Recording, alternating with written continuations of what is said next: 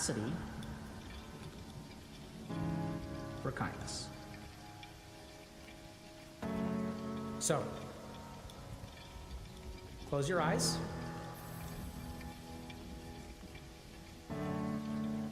Take a few moments to breathe in and breathe out.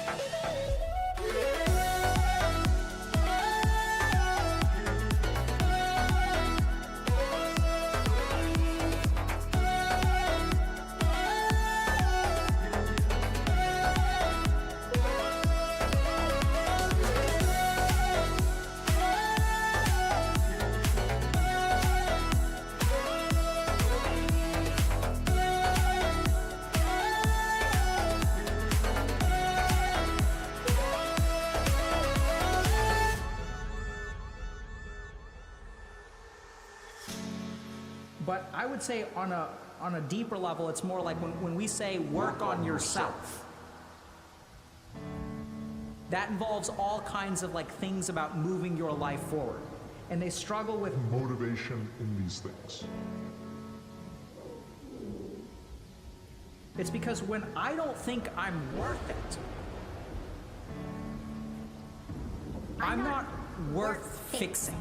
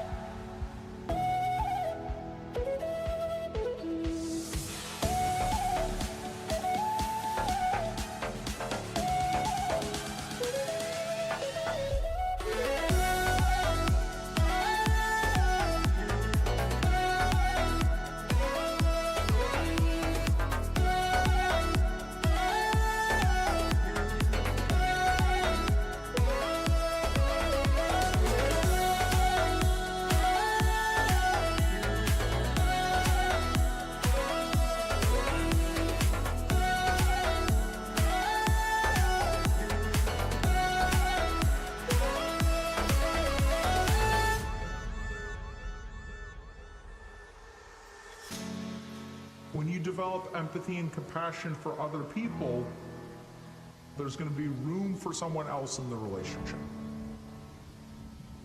And then this in turn is going to reduce the feeling of being an object.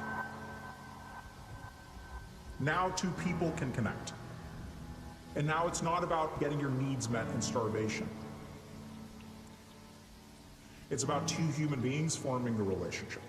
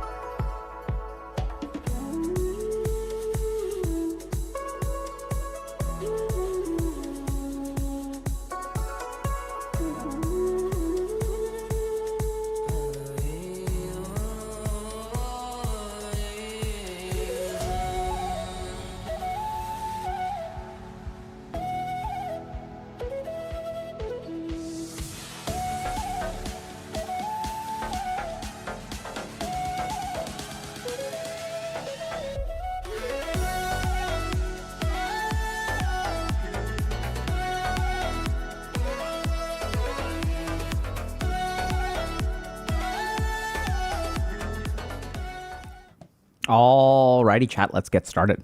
So welcome to another Healthy Gamer GG stream. Just a reminder that everything we discuss on stream today is intended to be taken as education or entertainment.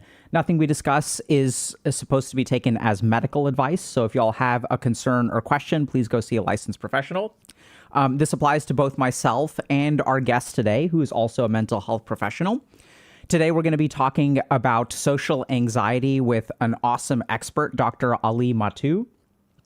So Dr. Mattu is I believe he's a psychologist who focuses on anxiety, and he's going to be talking to us and educating us a little bit about social anxiety today, but nothing either he says or I say is supposed to be taken as medical advice. Before we hop in with Dr. Mattu, we have kind of a cool thing going on today. So today we have a shout out to one of our sponsors. So today we're grateful to Delete Me for sponsoring today's stream.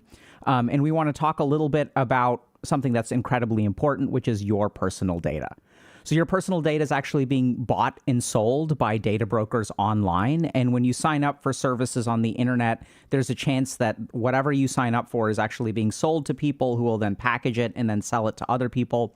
So this can include data like your social security number, birthdays, past and current addresses, information about your family, like who your known contacts are, and things like that. So HG is partnered with Delete Me to help you deal with this. Delete Me is a service that will help you remove your data from hundreds of data brokers, hopefully protecting you and your privacy. So in just 7 days, you'll receive a report on their findings, how many places they removed your data from, and how many listings they reviewed, and things like that. So you can get 20% off of Delete Me right now via joindeleteme.com/healthygamer. So like I said, today we're going to be talking with Ali Mattu. Ali, are you ready? Okay. All right, hold on one second. So let's hop right in.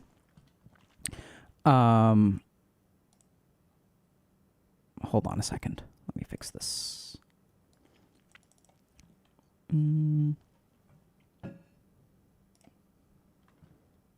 All righty, can you count to 10 for me? Sure. 1, 2, 3, 4, 5, 6, 7, 8, 9, and 10. Okay, let me just bump you up a little bit. Can you count to 10 for me again? Sure. 1, 2, 3. Perfect. I think we're Cool. golden. So, Dr. Mattu, welcome. Do you want to... Dr. K, good to be here. Nice to see you again. So I was hoping we could just start off a little bit by learning a little bit about who you are, what you specialize in, what your background is in. I can see that you have a TMNT and Street Fighter, SF2, and is that Turtles in Time era? I don't know if it's Turtles in Time or if it was the first game. The SNES one? The arcade one. Okay. I mean, it was on SNS too. SNES. I have so few opportunities to wear this shirt. And so I thought for the Healthy Gamer community, I think it's everything for this shirt has been leading to this moment. Awesome. But yeah, it's good to be here. These were like two of my biggest video game life influences. So that's why I got this shirt. But yeah, I am a clinical psychologist. My focus is in anxiety. Research is me search. It's my story. And I sort of stumbled my way into helping people with the very problem that I didn't realize I had until much later in my life. And social anxieties, it's my jam. I know it inside out and outside in. For a long time, I was kind of your traditional clinical psychologist working in academia. I was at Columbia Medical Center treating patients, teaching, doing all that sort of stuff. And then I sort of left most of that world behind. And I got really frustrated with how hard it was to access the kind of information that people like you and I know. And I launched my YouTube channel, 2015, I think. Wow. With the goal of trying to share more information with the public. And over time, I've been doing a lot more of that and a lot less of the academic stuff. And at this point, I still see a very small group of patients, but I try to spend most of my time actually creating content writing, videos, stuff like that. So that's a little bit about me, but my main jam is anxiety and helping people understand it and helping people deal with it and get good at it. Awesome, dude. So thank you so much for that introduction. So what I was hoping we could do is maybe talk for maybe about an hour. Yeah. I'll ask you some questions about anxiety and social anxiety specifically. I'd love to hear a little bit more about, you said research is me search. So what it looked like to you. Yeah. And then we have a bunch of questions from our community about anxiety, and maybe we can kind of tackle some of those and how you think about that. And at some point, depending on how the conversation goes, if it's cool with you, what I may do is just flip to a different overlay and actually like take notes about what you're saying. Yeah. And so we can kind of have like a visual, depending on how, some we get into some of the answers. So does that we sound can okay? get in the weeds. Yeah, let's do it. If you want to get to the weeds, we'll go there. So let's start with this. So you said that, when you were growing up, you experienced some of these things, but that you didn't realize like that it was anxiety. So can you tell us a little bit about that? Yeah, I really hate this. This is one of the things that's driven me to create information for the public, because I didn't realize I had these problems until I was in grad school treating these problems. That's how long it took me. And it shouldn't take being into a doctorate program to realize you've got this stuff. So when I was starting school, I would be completely quiet in that social situation. I wouldn't talk to the other kids in my class. I wouldn't talk to the teacher.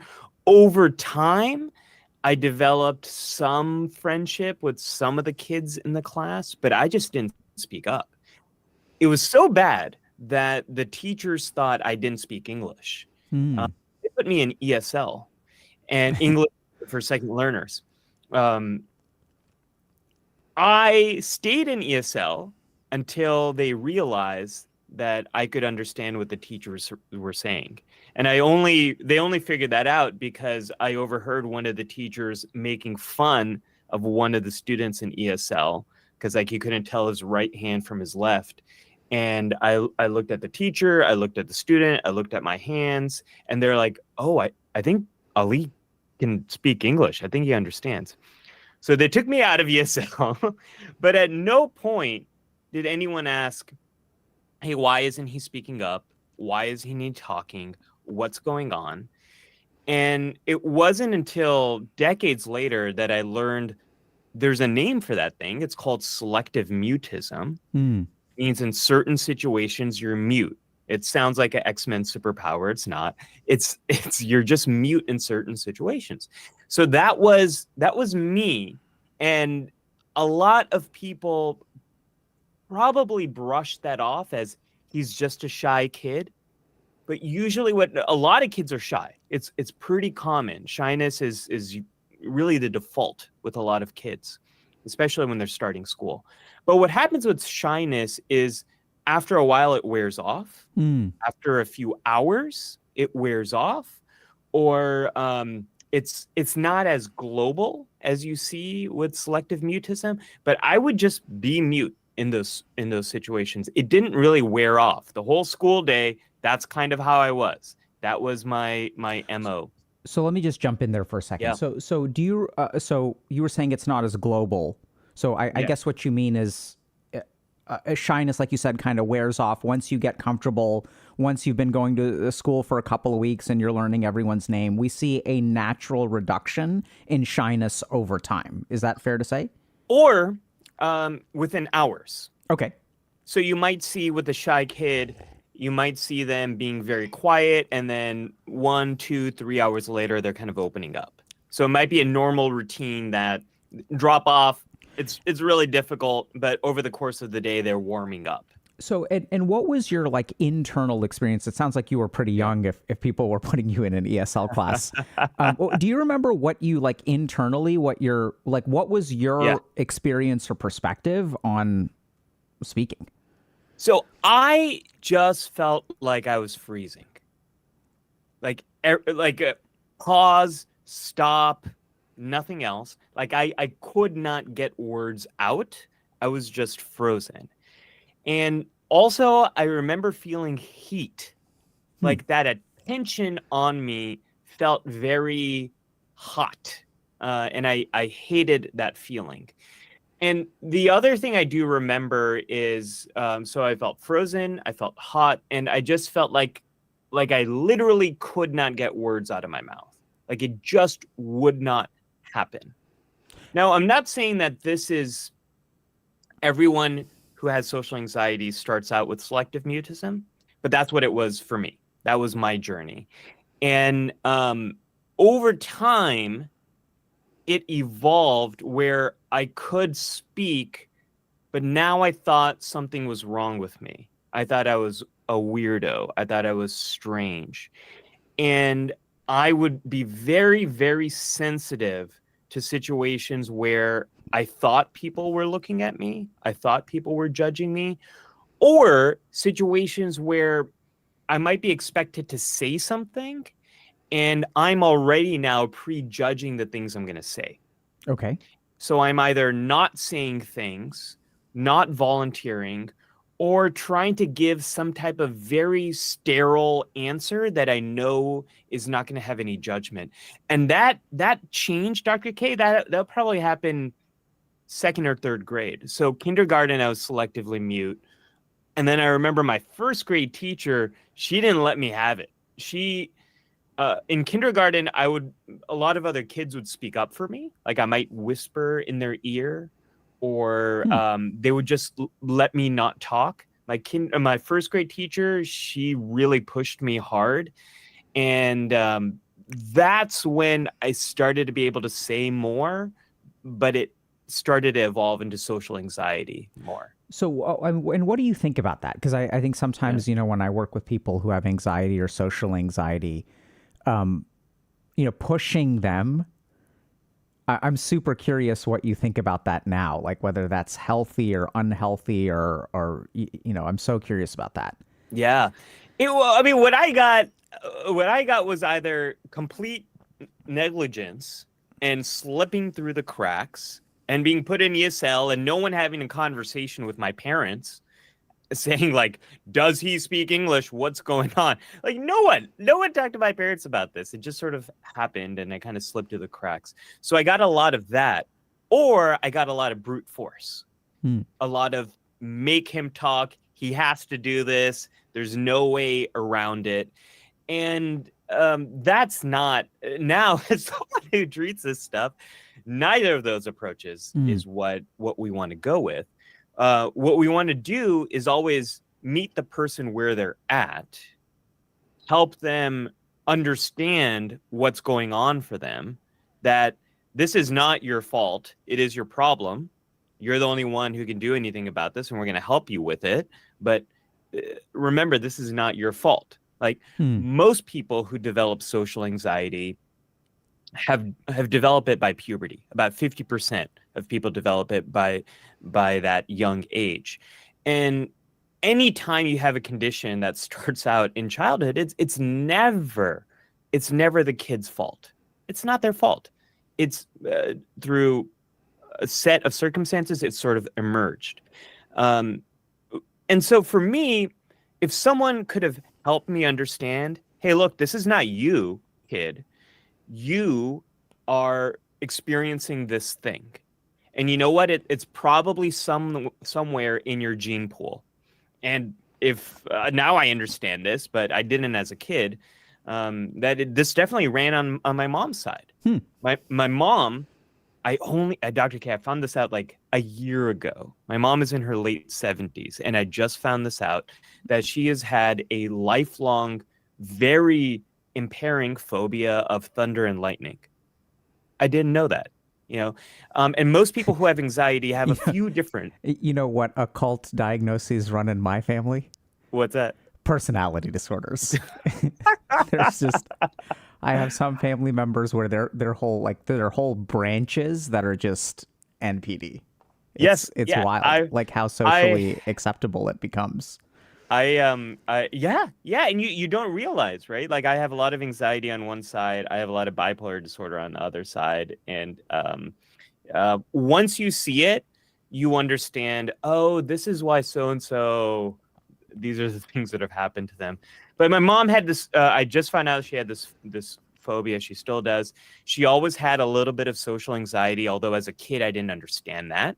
Whenever someone would come to the door, my mom would race to close the blinds, turn off the lights, and pretend like no one is home, just so she wouldn't have to open the door and interact with the person. I just thought that's what people do. I just thought that that's normal. That you don't want people to come over and bug you. So of course you're going to hide under the couch and pretend no one's home. I had no idea that this isn't what my dad does, because my dad would be away at work. My mom would be the one who's raising us, me and my brother. And I just thought that that's normal. And my mom was also a big worrier. And so she had the generalized anxiety, she had the phobia, but I didn't really understand this stuff. So I wish someone when I was a kid was able to unpack this, that this isn't your fault. This runs in your family. And look, there are things we can do. We can work with you where you're at and help you build up the skills so that you can start branching out. So it's not brute force. It is a partnership and a collaboration that helps you take the steps forward. So let me just ask, that's such a great way to think about it. Your therapeutic approach sounds super solid. And I'm tempted to send family members your way if they struggle with social anxiety. It's really warm. I think there's a lot of wonderful distinctions there about it's not your fault, but it is your problem, right? So you're not to be blamed. And at the same time, unfortunately, we live in a world where no one is going to take full responsibility of fixing this problem for you. Yes. And at the same time, it's also really sad. I hear this so much where no one asks why with kids. Yeah. It's hilarious because my brother had a very similar experience where, one time my parents got called to the school because they thought that my brother was slow, right? They used another word that we don't use anymore. And so my parents were kind of confused, and they're like, why do you think this? And they're like, well, he's not learning his letters. We've been doing letters now for a couple months, and he doesn't know his letters. And my parents were confused, and they were like, what do you mean he doesn't? And they're like, he doesn't know his letters. And they're like, he can read. And then the pre-K teacher is like, what do you mean? And they're like, they point to something on the wall or they point to some book on the shelf and they're like, read that. And the kid just reads it. And he's just bored. He's like, imagine if you know how to read and people are trying to teach you letters. So we don't ask enough. I see that also with behavioral problems in school. Yeah, where absolutely. we tend to be very punitive. Yeah. Without asking, why is this kid doing this? Yes. Yes. And here, this is where I think the front line of mental health problems as well as interventions has got to be schools.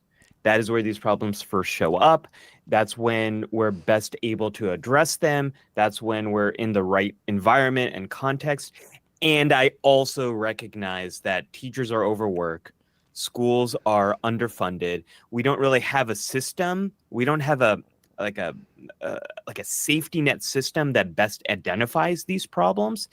And the worst thing I think about anxiety, the absolute thing that I hate so much about it is, number one, it's largely invisible. Anxious kids rarely cause problems for other kids and other adults. Very rarely. They might drive their parents, they might really stress out their parents. How so? Time, reassurance, impairment. So what do you mean by time? Yeah. The amount of time it takes to do everyday activities for an anxious kid can get stretched out. And that might be because of all the nervous jitters in the morning about going to school. We think about anxiety like this, but anxiety can also look like, no, I'm not going to do it. No, you can't make me. And I think about, I tell this to a lot of parents I work with, that sometimes an anxious child is like a mouse that's running away from danger. But sometimes anxiety can look like a scared lion, and a lion trapped in a cage where they feel like they have nowhere to run, nothing they can do. So what does a trapped lion do in that situation? Hmm. It roars. It roars. It tries to scare you off because it feels like it's got no other option. So a lot of anxious parents that morning before going to school, it looks like what it kind of looks like for adults before they have to, talk to a teacher, or before they have, when they're trying to send a message, respond to a message. It's a lot of tension, anxiety, panic, thinking how they can escape and how they can get out of it. And that takes up a lot of time. Hmm. So for a parent of a child who's going through this stuff, you have to kind of rev yourself up and know that it's going to take so much longer to get ready in the morning.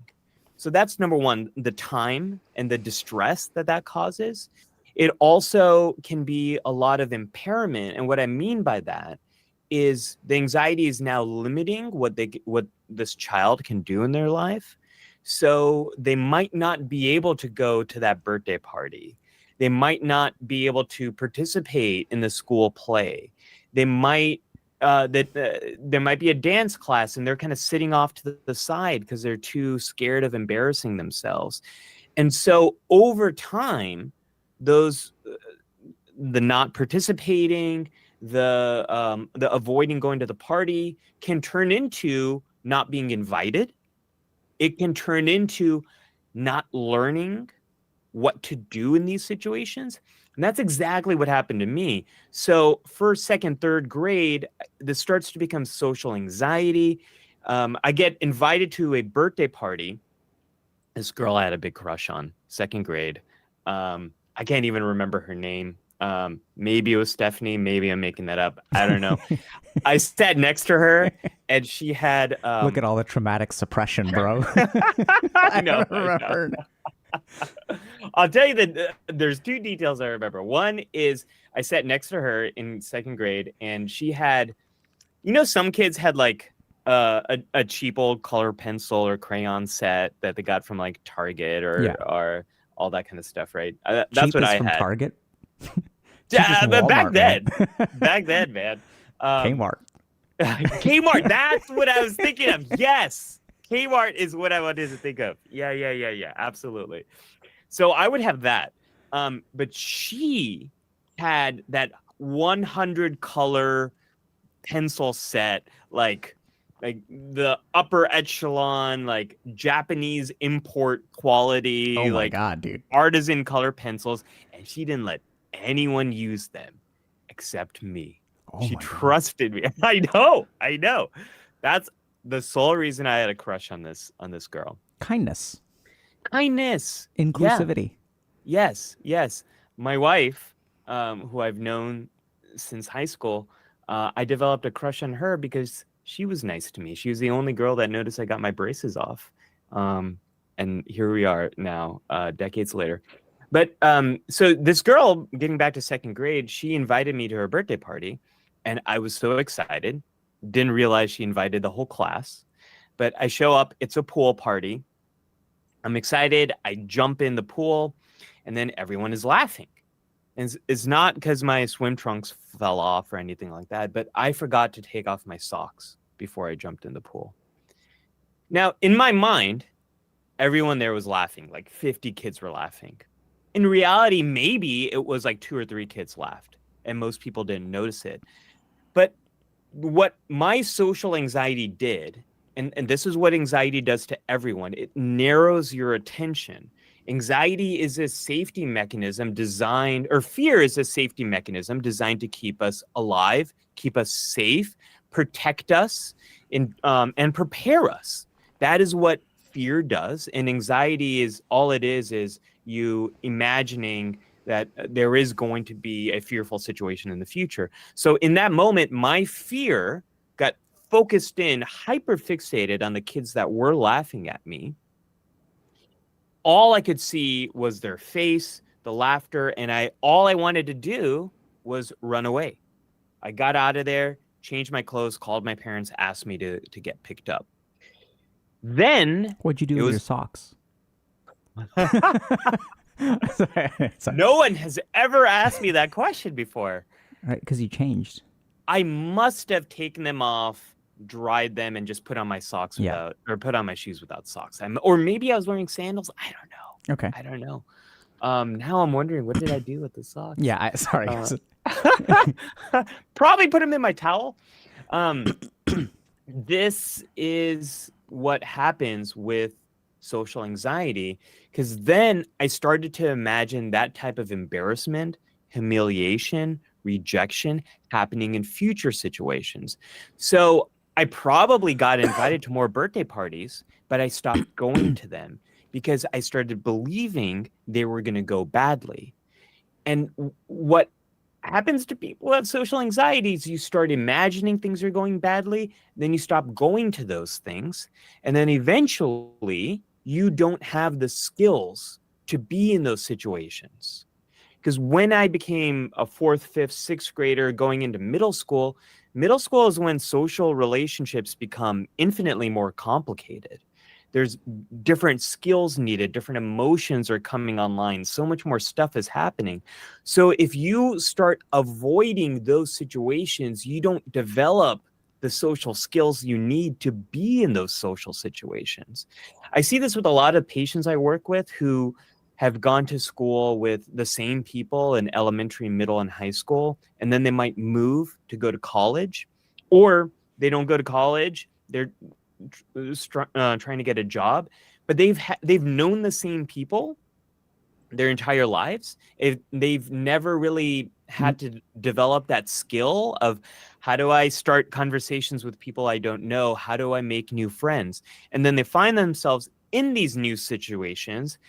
And that's really when the social anxiety is kicking up super high, and they don't know anyone, and they don't have the skills, and now they're overwhelmed, and now they feel like crap. And that's maybe when depression starts to come online, where substance use comes online. Those two things are so common with social anxiety as well. It used to be more alcohol, now it's more cannabis use. So that's kind of what happens. And most people, most people develop social anxiety about 50% by puberty, but then 80% have it by age 20. And the people who have it, they're more likely to drop out of school. They're less likely to move forward in their occupations. They're much more vulnerable to becoming lonely. And all this stuff, Dr. K, has just gotten worse with the last few years. Yeah. So let's kind of can I kind of ask you to go through that sort of again in a slightly different way. So I'm going to put together, I think what I'd like to do is take some notes. So let's see if this is going to work. Okay. So I'm going to do this. Okay. Oh no, we're going to do this. And then the last thing that I'm going to do real quick, just so you can see too, I'm going to go ahead and screen share. So you can see. Okay. Can you see amazing. This? Yeah. And then what I'm going to do, okay, I think, wait, hold on. What did I do? So now I need to do this, and we should be, okay. So I guess we can't see your face if I'm screen sharing with you, but. No one needs to see it. Okay. Actually, I'm going to stop screen sharing with you if that's okay. Yeah. We're going to work through a couple of, just so, because I think we need to see your face, and I'll ask you questions, and I'll just kind of take notes as we go. Okay. Yeah. Let's do it. So let's start with this. So you're saying that about 50% of social anxiety starts to manifest in teenage years. Let's start puberty. with, Yeah, like age 11. Okay, puberty. Yeah. And what would that person? You kind of raise this really important point of like people didn't know what was happening.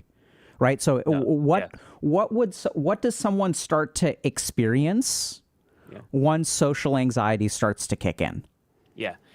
So what people start to experience is that they have this belief that I am weird, strange, awkward, unusual, that I am going to embarrass myself. Okay. And I'm going to be rejected.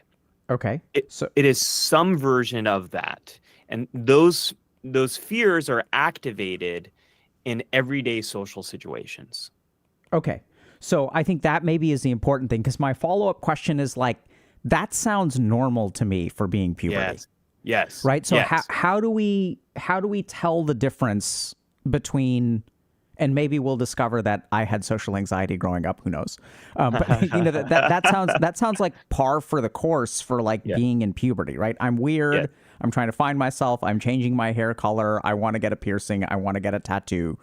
So what separates a normal teenage amount of social anxiety from what we are like a normal amount of concern about other people's beliefs to what crosses the line into social anxiety? Like, what is that? What makes it different? I think you're going to like this answer and also strongly hate it. And this is also kind of wider true of all anxiety problems. But the first thing to acknowledge is anxiety absolutely is normal in new situations, in high stakes situations, in situations where that you haven't been in a long time. So focusing on social, first day of school, absolutely you're going to have social anxiety. The first time you're talking to someone you don't know, absolutely. When you're having a difficult conversation, when you're talking about the election, you're talking about you're in trouble, you did something wrong, and now you're in the principal's office or you're talking to your boss, social anxiety is going to be high. All that kind of stuff, absolutely common and healthy. If I didn't have social anxiety, if I didn't have a healthy amount of social anxiety, I wouldn't have really prepared myself for this collab. And I wouldn't have, done the work I need to make sure I'm ready and fully here with you, right? When it becomes a problem, and what separates normal, healthy social anxiety that prepares us for social anxiety that limits us, and when it becomes a social anxiety disorder, that is when the same type of high stakes social anxiety is being activated in everyday situations. So I describe it to people as, imagine the most difficult presentation you had to give. Maybe it was for school, maybe it was for work. You spent a lot of time thinking about it. You were stressed out about it the day of. You were sweating bullets. You were thinking about how you're going to mess up. While you were doing it, you were shaking. It was hard for you to focus. You thought people were yawning or you thought people were judging you. And after it's done, you kept thinking about it like, gosh, did I do the right thing? Oh my, did I mess up? I think I messed up on that part. Oh, God, I'm such an idiot. That's pretty common for most people with very high stakes presentations. But when you have social anxiety disorder, that same feeling is activated when you're talking to a peer, when you have to go to the corner store, when you have to return a message, when you have to ask for help. It's common when you are eating in public, or you have to write in public, use a public restroom. When you're in social situations and you feel the heat of other people looking at you, the stakes go way high. That's social anxiety disorder. Yeah, it's such a brilliant way to put it, Dr. Mattu. I think so. What I'm really hearing is, first of all, anxiety is a normal part of life. Mm-hmm. And our physiology, our brain prepares us for new situations, high stakes situations, right? When we get that anxiety activates, we get a sympathetic nervous system response. We start to secrete adrenaline, cortisol. This hyper focuses our attention on the issues that are important. This actually allows us to perform or survive. Yes. We really get to social anxiety as a disorder when, first of all, this response should achieve homeostasis over time, right? So when I first start giving a talk, like I'm super anxious for the first 5 minutes. I've worked with some musicians who will say that it doesn't matter how many concerts I've done. The first 5 minutes are always a mess. I'm nauseous before I go up every single time. Yes. But once the music starts playing, I'm fine. Yeah. So there is a natural homeostatic response that is when we have a normal level of anxiety will kick in, and then we will feel less anxious. Yeah. Or the anxiety might not, you might not get to homeostasis during that performance or during whatever the behavior is that you need to get done. But that higher level of anxiety is not compromising your performance. Sure. Right. So the musicians are still able to do what they need to do. A good example of where this happens for folks is with test anxiety. You might know the stuff. You, in any other context, if someone asks you about what you were supposed to learn for this history test, you can answer all the questions. But when you're in the context of the classroom, feeling the heat of everyone around you, your mind is going blank. Like you are not able to perform. Whereas someone else could be sitting right next to you, also feeling anxious and still performing. So you don't need that habituation. You don't need that decline to your baseline. But you do need to be able to perform at the level that you want to. Thank you so much. So I think that's a huge part, right? So when we think about why have we evolved these anxiety circuits, it's to actually enhance our performance or allow us to perform. So when we're social. Absolutely. Right? Like well, if we didn't have a fear of rejection, if we didn't have a fear of humiliation, we would be a really crappy species. Like our biggest advantage is our social minds, our ability to work together, ability to share stories, our ability to collaborate. So, of course, our biggest fear would be to get rejected from all of that. And it is, 18% of people right now have experienced a social anxiety disorder in the past year. 18%. That is incredibly common. So it makes sense that this is what our species does, and this is what our species would fear. It makes sense. So just to kind of recap, new situations, anxiety is normal. High stakes situations, anxiety is normal. That anxiety should not, even though it can be uncomfortable, doesn't necessarily impair our performance and hopefully even enhances our performance. And when we're crossing over to abnormal, we're talking about a persistence of anxiety over time, right? So you said that we can acclimatize within hours, if not days or weeks. And then there is less of a difference between high stakes and low stakes when we're dealing with social anxiety.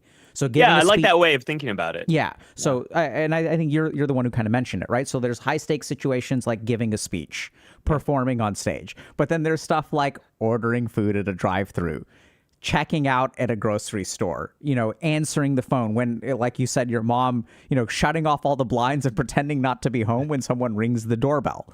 So there's sort of like the same elevated or a similar level of elevated anxiety, even in low stakes situations, and an impairment of performance where the anxiety becomes so overwhelming that we kind of cross this like critical threshold where we can start to really like freeze up. And so I'm thinking a little bit about, sympathetic nervous system responses and fight, flight, or freeze. Yeah. And so it really starts to impair things. Is that a pretty good? Yeah. It's right on. And two things I would add to it is there's research on this that people who have social anxiety disorder, when you look at a neutral face, they have much more amygdala activation than someone who doesn't have social anxiety disorder. So the part of your brain involved in fear is much more activated when they're seeing ambiguous faces, not faces that are like this, that are clearly a threat, but a neutral face. Someone with social anxiety is more likely to experience fear and to see that face as a threat. So we know that activation is happening in social contexts. And one way I like to describe it is for most people, these social situations might feel like walking across the street. Like you got to check both ways, make sure you're not going to get run over. But people are able to do it. They're able to cross the street and move forward with life. But when you have social anxiety disorder, you're sitting there looking at the crosswalk, and it feels not like you're crossing the street, but it feels like a tightrope walk in between two buildings. And every little step might lead to complete doom. And so You're super hesitant to even get on. You're super hesitant with each walk. You're second guessing every step. Everything feels like it might be one step away from disaster. Like when that activation occurs, that normal, helpful process of a narrowing of attention, it is what completely compromises you, because your attention goes completely to what you think is a threat, or more often, and this is true of all anxiety disorders, the attention goes back in on itself. I don't like to think of anxiety as a emotion problem. I like to think of it as an attention problem, because the attention gets turned too much onto your thoughts and to the physical activation in your body and on a route for escape. Okay. Out So, of this. I love the direction you're taking with this. So let me kind of ask a little bit more. So we talked a little bit about what the experience of anxiety is. Yeah.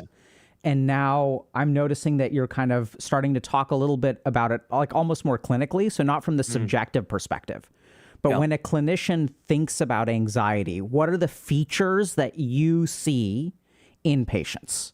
Yeah. So one thing that you see is, I would call it a disordered attention, right? Where we are hyper focusing on particular signals. Yes. So we're hyper focusing on the 2 kids that are laughing and not the 48 people that are thinking the kids that are laughing are assholes. Yes. Yeah. Right? Yeah. Absolutely. So there's a disorder of attention. I think, like you mentioned, with the face studies and things like that, I think not only amygdala hyperactivation, but based on what I've seen and stuff, it's also that they can detect unhappiness at a much lower threshold. Yes. Yes. So even if someone's facial expression is like 80% accepting, you will your brain will literally filter out the positive information and zero in on the 10 to 20% disapproval that someone is sending your way. yeah, it's a complete warping of the information that's coming in. Yes. So warping of information, I think, is a beautiful way to put it. That's one major feature. You also talked a little bit about, I guess, the incestuousness of anxious thoughts. Like, and now I'm kind of adding my own word to it, but I think it's what That's you're a good alluding word to. to add to that. Yeah. So, right. So like normally the way that I think about it is we have a thought and then we like compare that thought to like data around us. Yeah. But what happens, because I'm thinking maybe a little bit about the birth of something like a panic attack or something like that. So can you tell us a little bit, because you mentioned that, it's not just one thought, then you do something with it.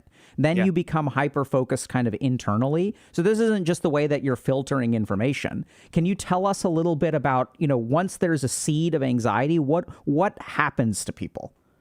Well, this is what's interesting about it, because it can go in many different directions. It could start with a seed of anxiety. It could be showing up to school and you you might get called on. So you start to feel the physical sensations of anxiety. For me, I mean, it's happening right now. This always happens to me is I sweat profusely in my armpits when I'm in these higher stakes social situations. It's activated right now. Take my word for it, it's going on. But you might, if the seed of anxiety is started, you might start to feel the physical stuff. So sweating, heart racing, difficulty breathing, dry mouth, butterflies in your stomach, all that physical stuff that people get with anxiety, that is there again to try to keep us alive. Your muscles get tense so you can run away. Your heart starts beating faster so you can get more oxygenated blood, so you're getting more fuel in your body. You might get digestive pains because your body's turning off its digestive system. You're more likely to get sick because your immune system's getting turned off, all because your body's trying to keep you safe. It's trying to get you out of danger. That's what fear is doing. So you might get those physical symptoms, and then you might get super aware of them, and your attention is now getting all focused on that. And that's true of all anxiety problems. But what's unique about social anxiety is then you might start to get socially anxious. Oh my gosh, everyone's going to see that I'm sweating. Everyone's going to see that I'm blushing. well, people don't see I'm blushing because I've got brown skin, but a lot of my patients, that's a big fear. You might start to get scared that people will see that you are scared and then judge that. And now the thoughts are coming to your mind that people are going to think I'm so weird, that I'm sweating, that like I don't know what I'm talking about. And oh my gosh, I'm going to mess this up. And now you're so focused on those thoughts that are all those thoughts are originating from some type of core fear that you are weird, strange, don't belong, that you're going to embarrass yourself, that you're going to be alone, some version of that. They're all it's like this that we call it a schema, this core idea that you have about yourself, and through that all of these other thoughts come to be. And because you're so focused on all the stuff that's happening inside of you, these thoughts that are happening in your mind, now you probably are going to perform worse in that social situation. So if you have to give a presentation, if you have to talk to another peer, you have to make small talk, you're going to be so stuck on this stuff that's happening inside that it is going to be very hard for you to think of something to say. I get this from a lot of people. They say, I'm going to this thing. I want to talk to people. And the moment I see them, my mind goes blank. And your mind is going blank because your attention has become completely sabotaged by the social anxiety that is running through your veins. That's beautiful. So I mean, it sucks. But It sucks. It's such a great. So I was kind of taking notes. So here's what I sort of put down. So there's a seed of anxiety that leads to physiological activation in all the various organ systems. We also see a problem of attention, right? So then what happens is our attention gets stuck in a couple of ways. And I don't know. I mean, I know you're focused on anxiety and stuff, but it's really interesting because if you look at the neuroscience of chronic pain. What we see is hyper. So if you look at some of these things like irritable bowel syndrome, POTS, so fibromyalgia, complex regional pain syndrome, a lot of these psychosomatic illnesses involve essentially disordered attention. Yes, where absolutely. People cannot shift away from their physical sensations. Yes. And then I think so you mentioned kind of the physiologic sensations, our attention gets hyper activated on those. We also start socially catastrophizing, right? We start thinking this is going to go wrong and this is going to go wrong and this is going to go wrong. And then I'm going to separate that out a little bit from some of these like core beliefs that you talked about, right? So the attention of our thoughts goes in two directions. One is this person is going to think this person is going to think this is going to go wrong, this is going to go wrong, and I'm bad, so I'm screwed up, they're going to see this about me, right? So it's kind of like the attention shifts to their responses as well as an intense amount of self-judgment. Yeah. Three things to add to that. So one is you get a lot of mind reading. Okay. Where you think you know what other people are thinking. You absolutely believe this. You know, Dr. K doesn't think I know what I'm talking about. Dr. K is writing this stuff down, but he thinks I'm such a dumbass. Where you completely believe it, that this is what the other person is thinking. That we call that mind reading. The other thing that happens with those compromised thoughts, you're not really getting, either you are distorting the flow of information that's coming in, or what often happens with social anxiety, you're not getting a flow of information because you're avoiding eye contact. So I sucked so much at making at making friends. And it took me years to realize that I just didn't make eye contact when I was meeting new people. I would look down. And so, number one, that's pretty off-putting to other people. And number two, if you're just looking down, what information are you getting about the other person? You're not getting facial expression. You're just getting tone of voice. and you're not making much of a connection. So your information is mostly the weird thoughts floating in your head, which is they don't like me, I'm weird, all that sort of stuff. So eye contact is a huge problem with social anxiety, and people often don't get the information they need. And the last thing to add to this that I forgot to mention earlier, Dr. K, is it doesn't have to start with a seed of anxiety. It can start with a situation, and we can kind of debate if is that a seed of anxiety, but it can start with some type of thought about a future situation you have to be in. It can start with a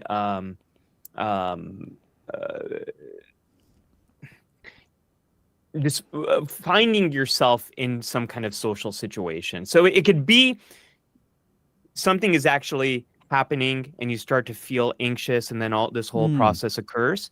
But it can also be you're at home sitting on the couch and thinking about this thought just pops up in your head like, oh my gosh, I have to go to do that thing on Saturday.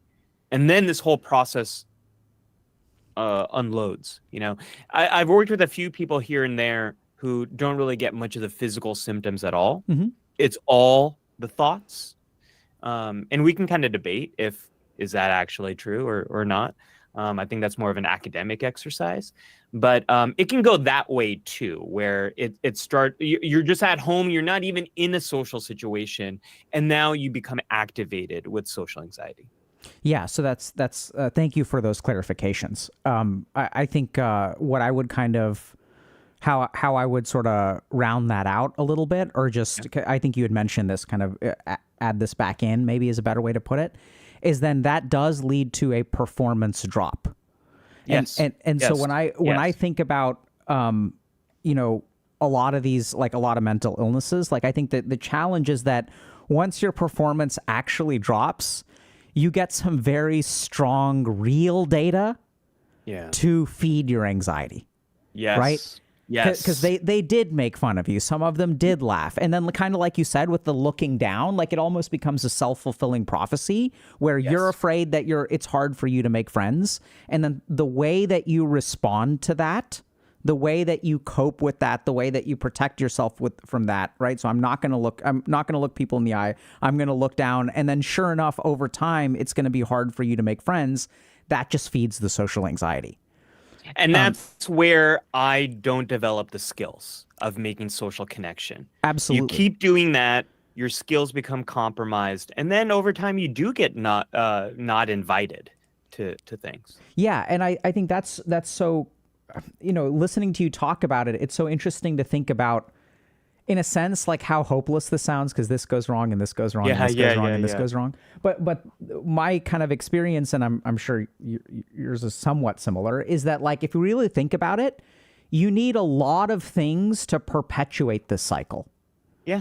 Right. And if you can change any one of those things, so sometimes when people come in, they're like, oh, all of these things are falling apart and it's some vicious cycle. The cool thing about a cycle is that you can stop any one point. Right. And so kind of like you said about, some of your patients don't experience a whole lot physiologically. Some of them are a lot more cognitive in nature. And that's been something that's been kind of like hopeful to me, is that if someone has a very intensive physiologic sensation, that can be something that we can intervene on. We don't have to fix all the trauma of the past. We don't have to fix all that. We can just start somewhere. And then oftentimes, like, it almost is like a house of cards in terms of progress. Yeah. So this was a big part of where I trained, but we used to say, all boats rise together. Yes. So when everything is falling apart, and I did a lot of my training in a general hospital. Yeah. You mentioned you were at Columbia. I don't know how, but we would do a lot of medical things too. And what we'd find is that someone's fibromyalgia, their anxiety, even their like rheumatoid arthritis or lupus, like all of these things would get better or worse together. And it can feel so overwhelming. Yeah. But I'm noticing that there's a lot of places that you can kind of intervene. Absolutely. That's what's very hopeful about all of this. So oh yeah, sorry, go ahead. No. I was just going to share a story. I know the exact day where my relationship with social anxiety completely changed. So I was taking a public speaking class, not intentionally. I, I thought I signed up for this class thinking we were going to study famous public speeches. Like we're going to watch Martin Luther King, JFK. We're going to watch these speeches and dissect them and write essays on them. And I'm like, that class sounds cool and fun. And then I show up and my teacher, Miss Hayes, says, welcome to public speaking, where you're going to face your fear of social situations, which freaked me out. I tried to drop the class. I went to the office, figured out how to drop the class, and the guidance counselor said, all you need to do is ask the teacher's permission and get this signed, and then you can drop the class. But then I was too socially anxious to ask the teacher to drop the class, so I avoided it, and I thought in my head, somehow I will make it through public speaking without having to publicly speak. Like, somehow I will avoid this. So the class had a bunch of older students. I was a freshman in high school, and it had one student who he was the coolest guy. I wanted to be just like him. He had the cool hair. He had the cool clothes. He had the swagger to him, this confidence. I wanted to be this guy. And one of the very first assignments we got paired up in groups of 3. And it was me, the cool guy, and someone else. And we had to give like a 2-minute talk on a topic we knew something about, just like impromptu, just with each other, with the small group. He went first. He gave... Of course he did. Of course he did. He gave this amazing talk. Like, I was on the edge of my seat. And I was just excited to be like breathing the same air as this guy, right? He was charming. He was cool. He was collected. And then right after that, we had to debrief. And we had to say the things that were going on in our head. And the moment he finished, the smile disappeared. It's almost like this mask was taken off. And he said, the whole time I thought, I'm not making any sense. I sound like an idiot. I looked at Ali and I thought Ali was just looking at his watch and was so bored by what I was saying. Like, he started saying all the things that I believed about myself. I'm weird, strange. No one's interested in this. People are bored. And his thoughts did not match up to the experience I had. And so what I started to connect the dots here were, or the dots I started to connect was, if he's having those thoughts and this is the performance he had, and I'm having these thoughts and I'm thinking I'm weird, he's thinking he's weird, do we all just think this? Like, this is where I started to believe that thoughts really don't matter, and people don't really like when I say this. And to qualify it a little bit more, most anxious thoughts don't matter. And they don't matter because they're the same damn thing. Every time you're in a social situation, you're thinking you're weird, dumb, strange, people are not interested. If a weather app is telling you the exact same prediction for every day, that's a crappy weather app, because things change. Social situations change. But if your mind keeps telling you the exact same thoughts, those thoughts are bullshit. They don't matter. And so what becomes important is recognizing, oh, it's that same pattern over and over again. I don't need to listen to this pattern. This is my anxiety. This is what it does. It always does this in this situation. This is not new information. This is not specific to this context. This is very common in this context. So I don't need to listen to this. That's what I learned in that situation, and that changed my life.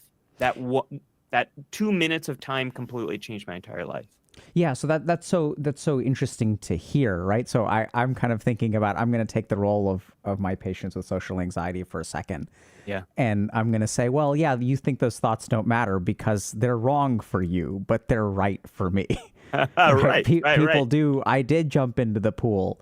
And I jumped in with my socks on, and that's like I genuinely do stupid things. Yeah. And so when someone like you said, people will sometimes take issue with that. I get where you're coming from, but when someone pushes back against that, what do you say to them? How do you approach them?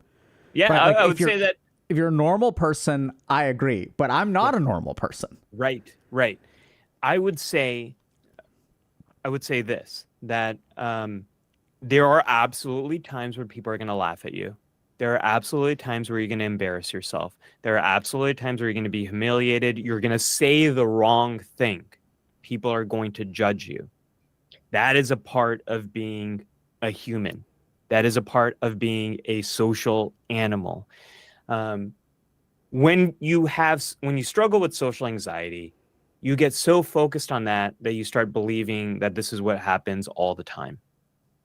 And what we have to do in treatment and the content that I make is to help people get really comfortable with being in those situations, with understanding their anxiety, getting good at it. And what I mean by that is learning how to experience it, learning what happens, and then living beyond the anxiety, where you understand it, you recognize it, and you're able to create experiences that get you real world data on what actually happens. And what actually happens, a small percentage of people think you're an idiot. A small percentage of people think you're amazing. Most people just don't care. That is the harsh reality here, is most people are completely neutral about you. Not you and me. People, if you're on YouTube and Twitch, people have, there's fans and there's haters. And we've got our fans, we got our haters.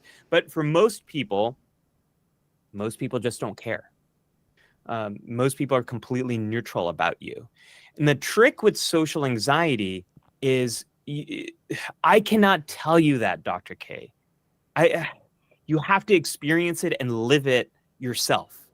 One of the ways we think about anxiety now is this idea of the inhibitory learning model, which is your mind highly prioritizes emotional experiences. So fear, things like that, right? And your mind is an association machine. It connects things together very quickly, very easily, and it prioritizes emotional information. So for people with social anxiety, ambiguous, mostly neutral faces get paired up with threats, danger, get out of there, escape, avoid all that, right? I can tell you all of these things. It doesn't matter. Your mind needs to experience it and live it itself. And the way that happens is we have to engineer social situations that get you real world data that surprise you. When your mind is surprised that I expected this thing to happen, I expected people to judge me for this. And you know what? Most people don't actually care. Like, I have now done this exercise 20, 30 times. And sometimes people are like, what the hell are you doing? But most of the time, people just shrug it off and they don't care. Oh, interesting.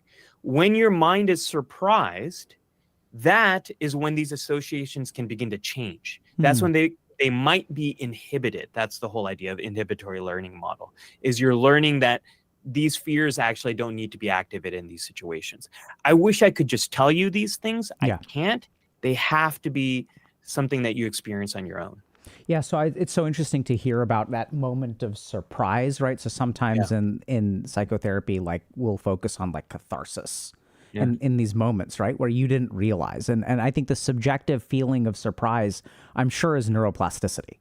Yes. So like when our brain becomes neuroplastic, what we experience is actually surprise. Yeah. And I'd love to talk to you a little bit more about kind of treatment approaches. I think we're kind of talking about, how to fix it. So I'm really curious about, so you're a psychologist, right?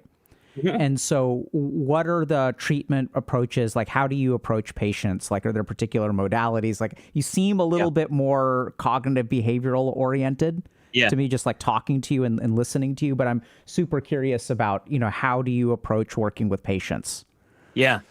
I really prioritize, like, just personally, the most important thing to me is my relationship with the people I work with.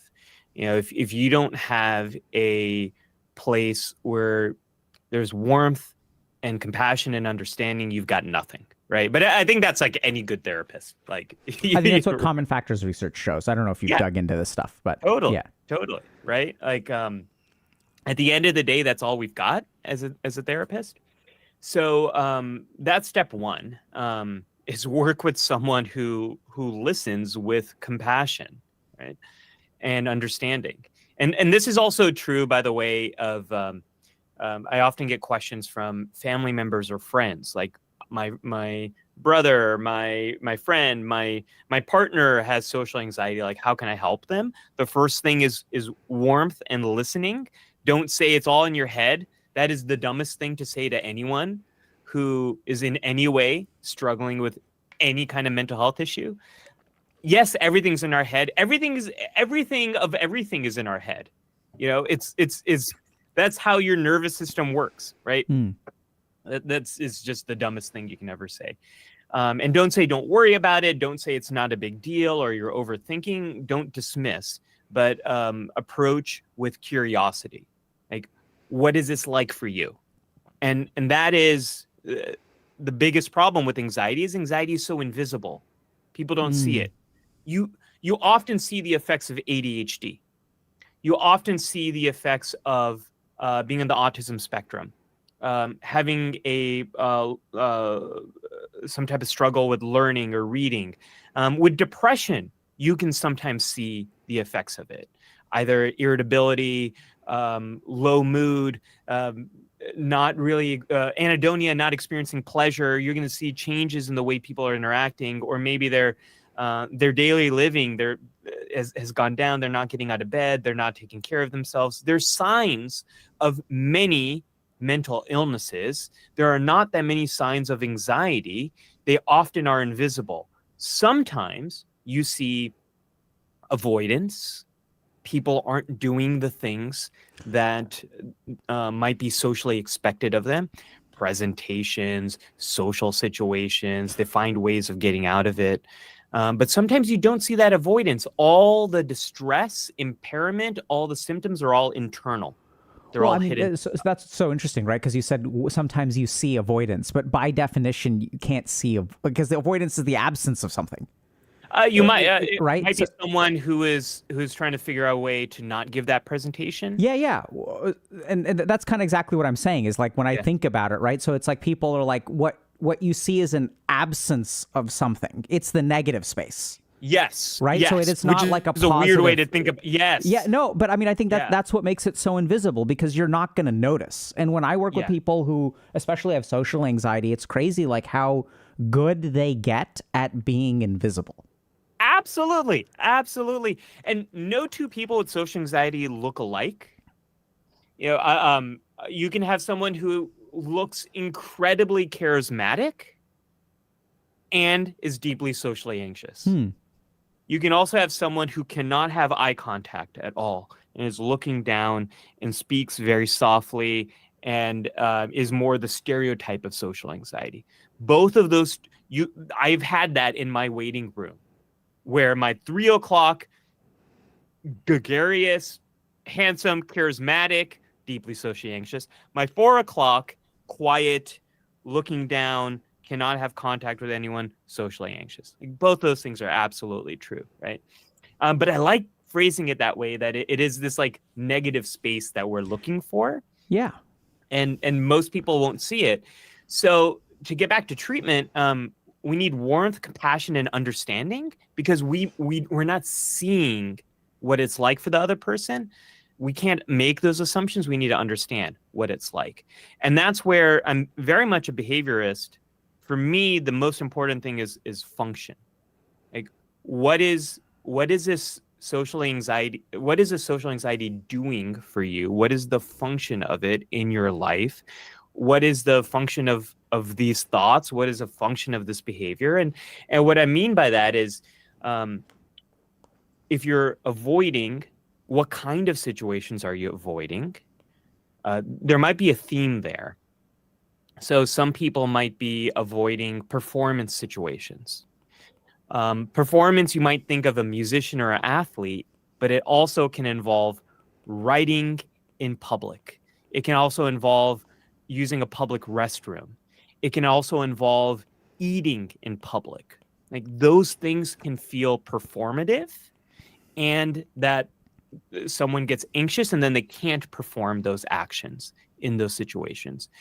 The social anxiety could also be, the theme of it could be about conversations, initiating a conversation, maintaining it, stopping it, and leaving. Those are huge. Those are huge. Some people, I feel so bad for these folks whose social anxiety is about ending conversations. They're the people at networking events who end up trapped in a terrible conversation and can't get out of it until someone comes in and rescues them. Sometimes that person is me. And the social anxiety is about, stopping and saying like, hey, I have to go. And these are the people that end up staying at an event for hours longer than they ever wanted to because they were too anxious to stop and leave, right? Sometimes the theme to it could be just about spontaneously generating something to say. I've seen that often where there's a latency to respond. And what that just means is there's a lag, there's a delay. Someone asks you something, your mind goes blank, you're flooded with anxiety. It's like what I had is with selective mutism, but it happens with adults. And you can't say something. And then usually what happens, someone else swoops in. People don't wait for you. They talk over you. Now you feel like you've just been taken advantage of, or now you feel like people think you're dumb, don't know what to do, stuff like that. And sometimes another theme can be assertiveness, saying no when someone asks you to do something you don't want to do. Or it could be about asking for help. I see this a lot, especially with the young adults I work with, is they might fall behind in something and they're too anxious to ask for help. And now the problem snowballs. It becomes this bigger thing. So warmth, compassion, understand what is a social anxiety doing for you? What's the function of it? How is it trying to protect you? What's the theme of it? And then the most critical question I ask, I don't often ask it like this, but I ask it of myself, is what do you need to learn? What do you need to learn? Some people need to learn that they can tolerate rejection. Some people need to learn how to initiate a conversation. Some people need to learn what to do when they're flooded with anxiety. One patient I worked with, and this will get a little bit down into the weeds of social anxiety treatment. Let's do it. One of the best ways to treat social anxiety is in social context. It's a social problem. It needs to be treated in a social situation. So again, if I'm just working one-on-one with a patient, they don't really, if I tell them, you know what, you did pretty good in that conversation. I understood everything. It makes sense. It doesn't matter, Dr. Ali. I'm paying you. I know you're going to say these things about me. Not 100% true. Like, I am going to give you honest feedback once we're at that point in our relationship. But the point is valid that this is not a normal social situation. They need to get that feedback in a real life social situation. And the best way to treat it is in a social anxiety group where real people led by an expert is creating the type of social situations that are maximizing learning, maximizing those surprise aha moments, right? When there's a sense of safety that people can authentically share, amazing things can happen in that social anxiety group. But long story short, I had a patient who, anytime she was in that social anxiety group, she would start crying and would run out.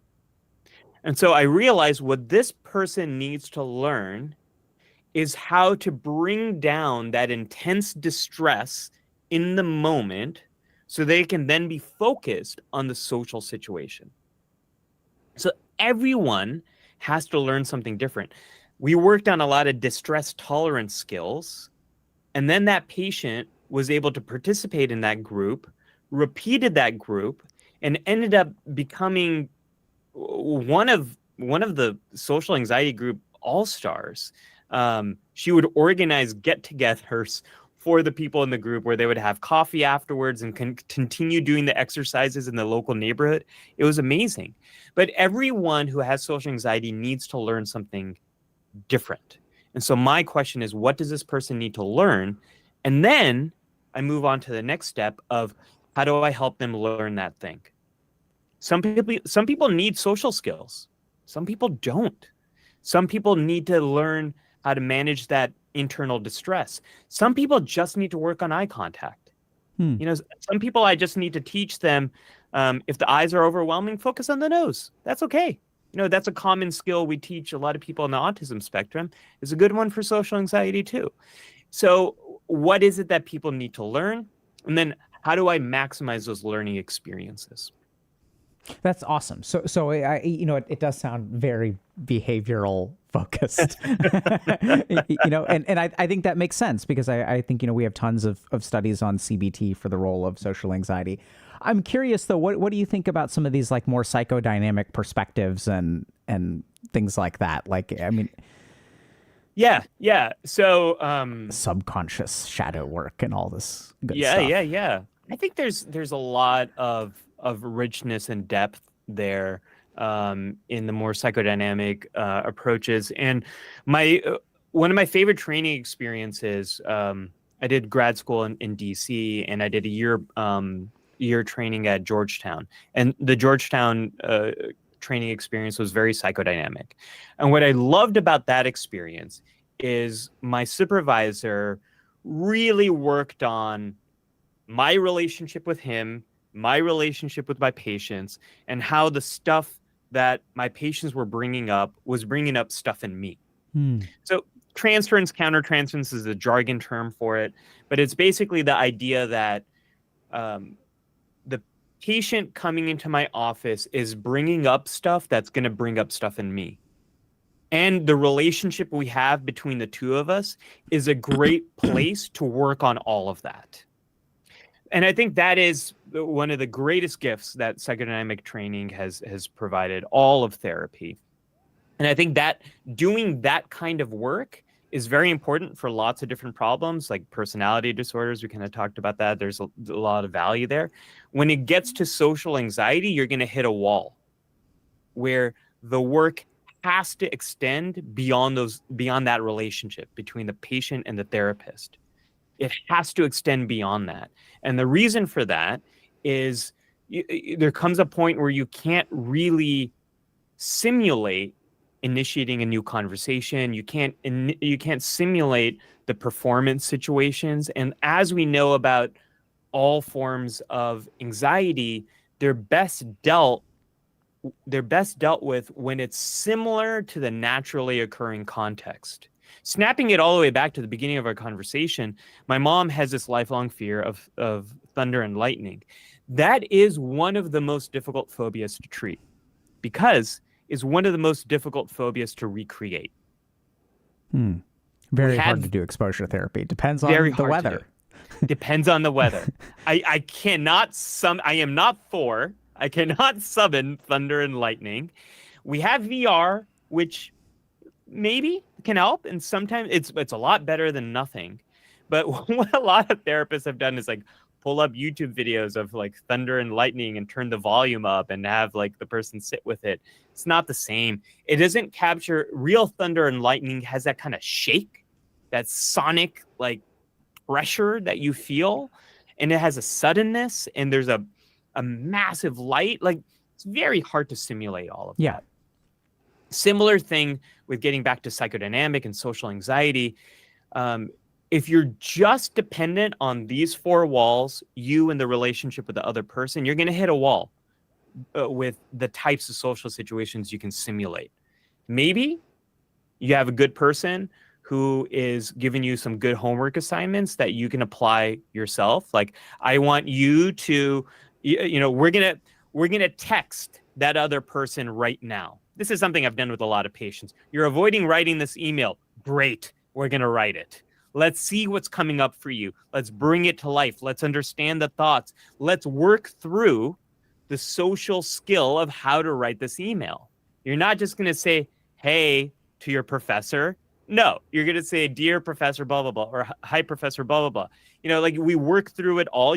There's a lot you can do in the office that is also in the external world. Yeah. In the external world. Absolutely.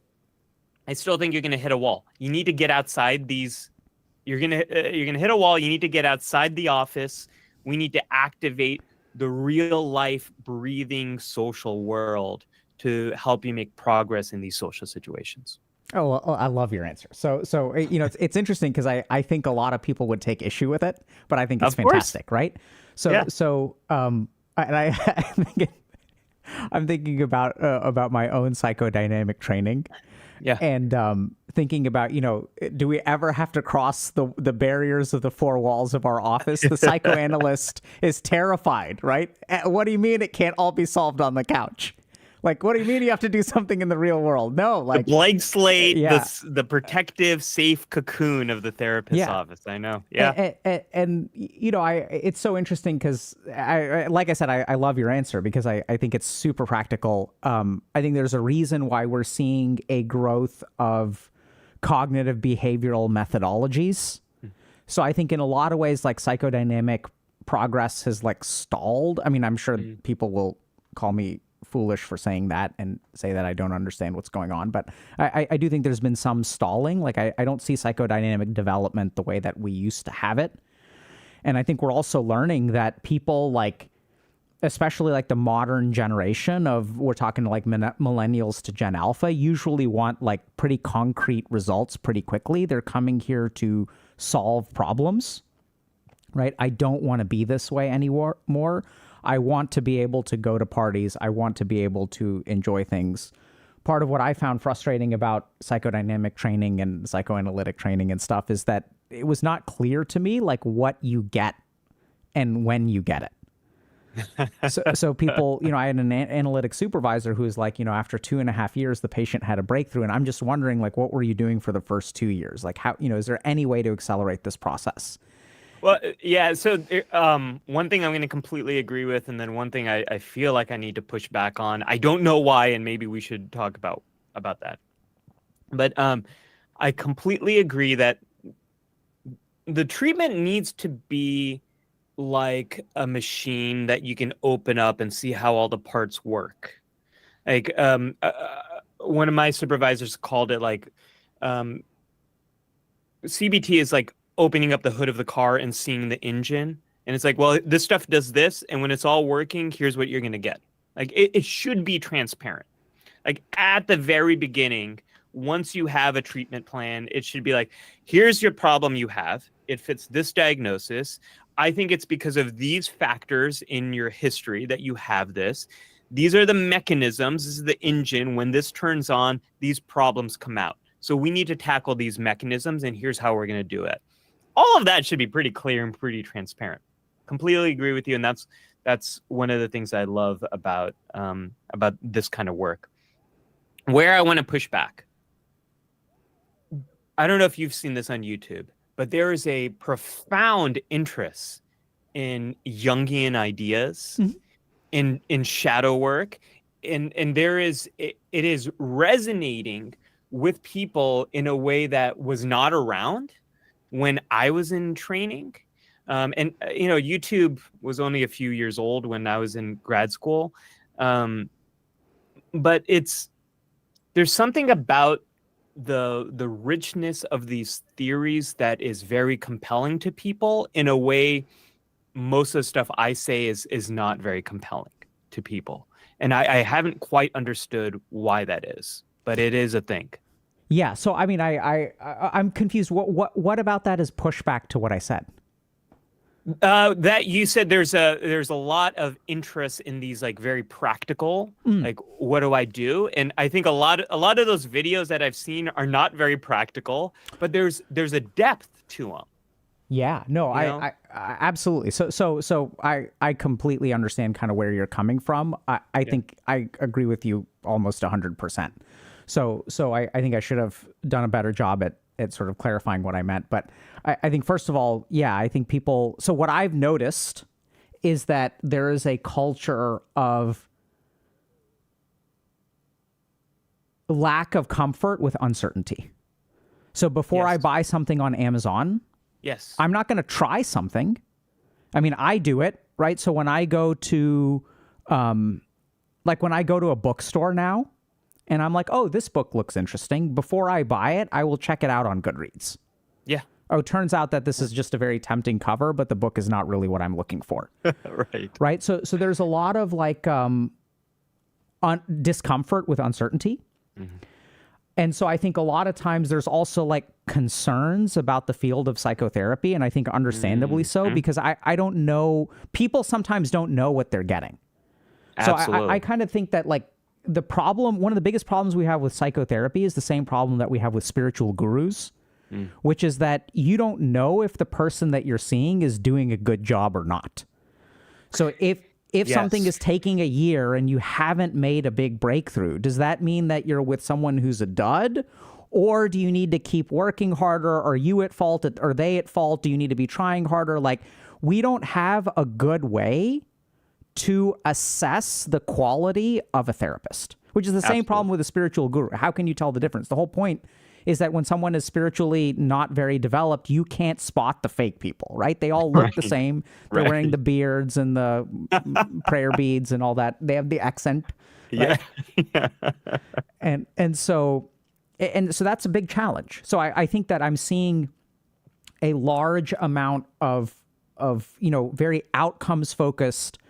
I did some work. My introduction to the field of coaching was at a place called McLean Hospital. Not sure if you're familiar with McLean. Oh, absolutely. I've referred many people to McLean. So McLean is awesome. And they started a coaching institute, and they had a psychologist who specialized in positive psychology. And I got super confused and even threatened by the field of coaching. I was like, oh, us therapists, like, what are these coaches doing?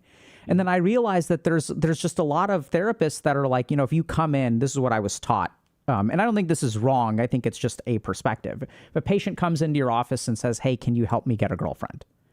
What I was taught, my program was probably, in a sense, maybe a little bit more psychodynamically oriented, or maybe that's just where I gravitated towards. When someone comes in and says, hey, can you help me get a girlfriend? What I was taught is ask them, what makes you think you can't get a girlfriend?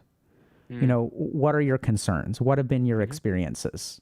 What makes a girlfriend important to you? This is what I was taught is the right answer, right? Answer a question with a question. It's the whole like, I'm happy to answer your question, but first I would like to understand why you're asking. Yeah. People hate that. And so what I was taught is you're not supposed to say yes.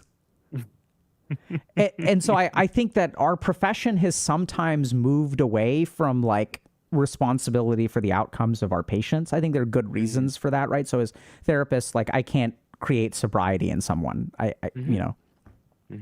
So I think that there's a emphasis on like, okay, after 12 weeks of CBT, we're going to see this level of reductions. And I think, you make such a strong case for it. Like your emphasis is like at some point, the point of this is that your social anxiety, you've adapted by becoming invisible and you want to be seen. Yes. And even I love the way that you describe the charismatic, socially anxious person, because this too is a form of invisibility. It's like, hey, I'm going to put on this front of being this kind of larger than life, charismatic, always having a good time, because on the inside, I'm terrified of showing the person that I actually am. It's a different form. It's an illusion more so than an invisibility. I call that the Lady Gaga effect. Okay, yeah, great. So in an interview with Anderson Cooper many years ago, he asked her, "What's up with all the the clothing, the meat dress that you wore to the Grammys or whatever?" And she says, "It's all attention directing. I want people to look at these things and be distracted by them so they're not looking at my personal life. And I think that's the charismatic guy who has social anxiety. It's such a beautiful characterization, something that I've never kind of encountered at the level that you're describing. And I think that's why it's so awesome to talk to you, because I will bet you money that, somewhere between 10 and 30%, this is my gut check, of people who are extremely extroverted and charismatic also have social anxiety. Yeah. Yeah. We know from studies that shyness and social anxiety on some levels are correlated, but also that shyness is a separate category from social anxiety. At least, and Dr. K, here, this is where I want to mention, it's not just a fear of negative evaluation. Sometimes it's a fear of positive evaluation. So people with social anxiety, these charismatic folks who might be doing very well, could be deeply anxious about getting good feedback, because they might fear the person doesn't actually mean it, or more commonly, I don't want to get that feedback because I'm never going to be able to do as good of a job again. Yeah. We see this with high-performing athletes. We see this with all sorts of very successful people too. It's interesting. I'd never really thought about the connection between imposter syndrome and social anxiety before, but I think I see that a lot. I do a lot of work with imposter syndrome.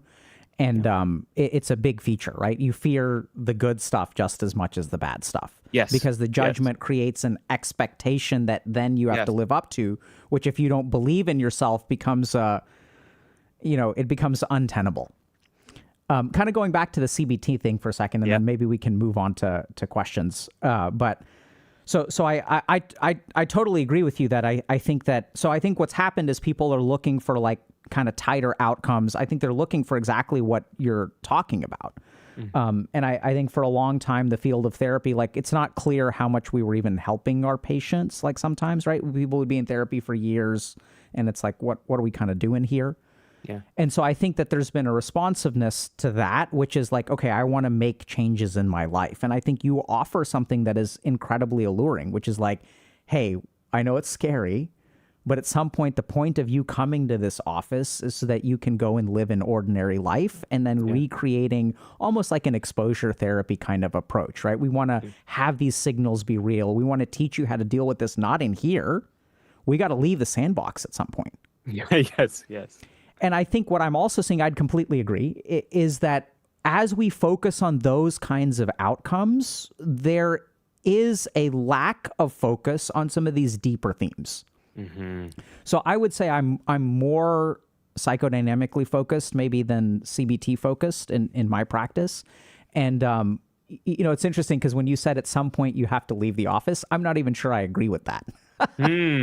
Interesting. So it's and I think that just I don't think it's right or wrong. I think it's just the kind of work that you do. And really when I think about some of these, some of the experiences that you're describing that compound social anxiety, I was almost really thinking about everything from a trauma lens, where sure you have these original inclinations, but then this thing did happen, right? Where you jumped into the pool with your socks. And if we think about the core beliefs and the schemas that come out of that can be tracked to a traumatic injury.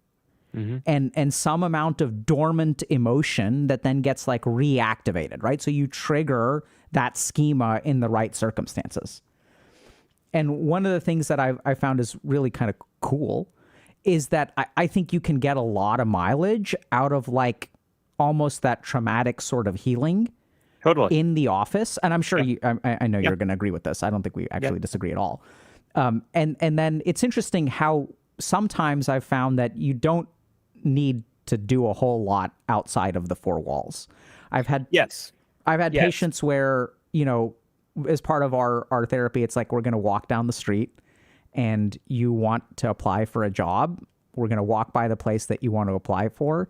If you're ready today, we're going to go in and ask for a job application. If you're not ready, we're going to just walk down to the end of the block, turn around and come back.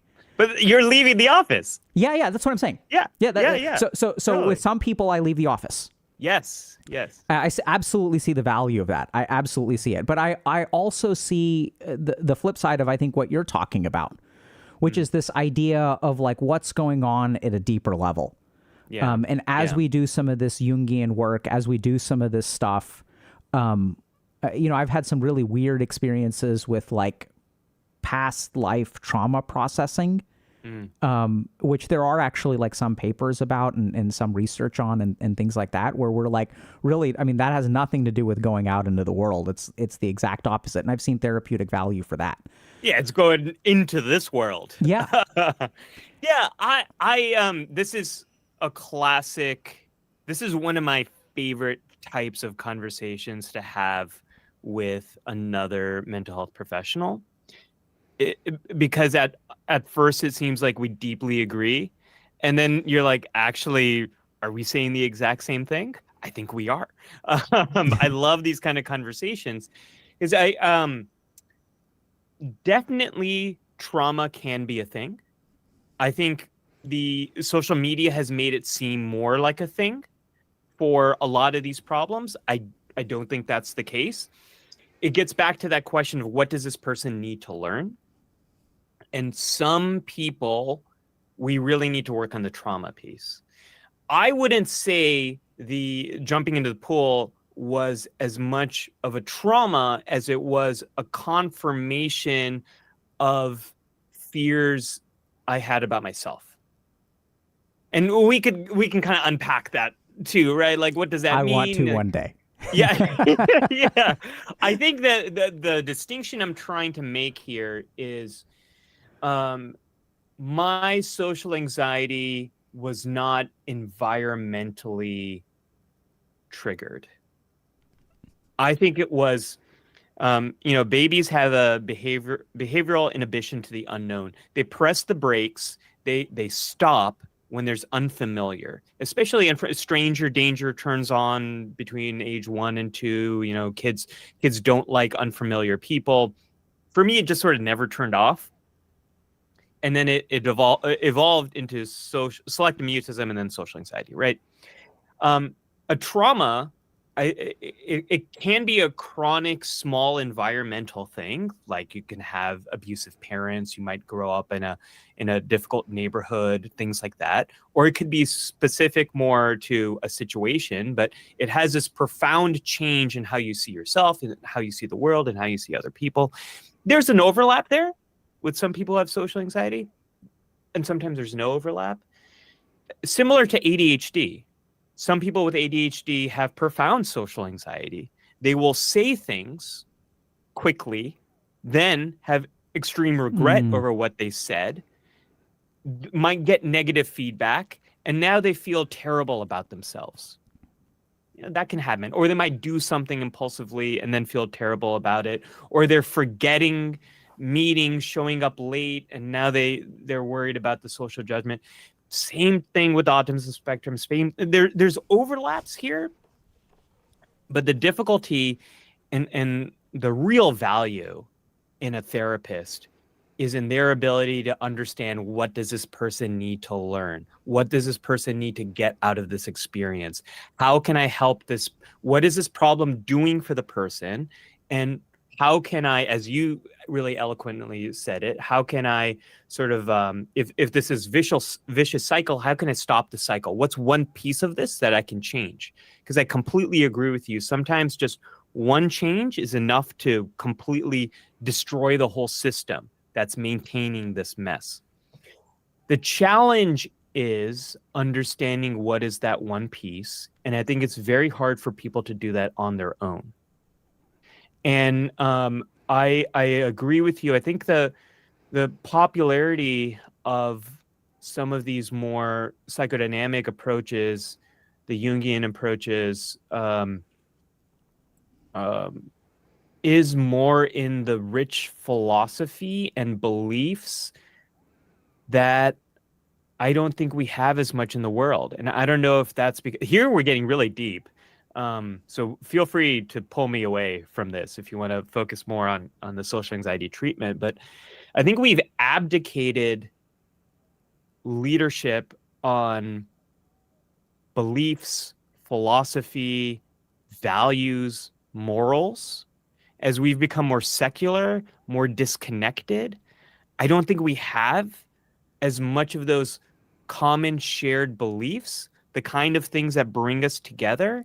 And I think a lot of people are hungry for that. especially boys, men, and masculinity. I think we've really done a terrible job of providing leadership around what does a good man look like.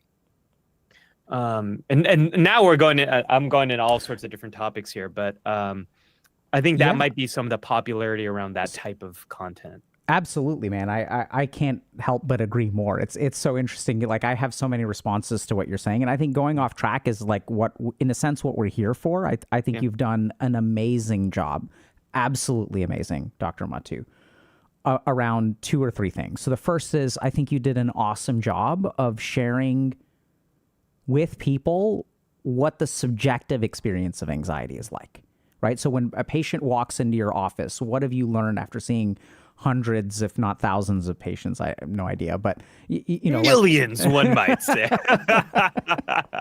Right.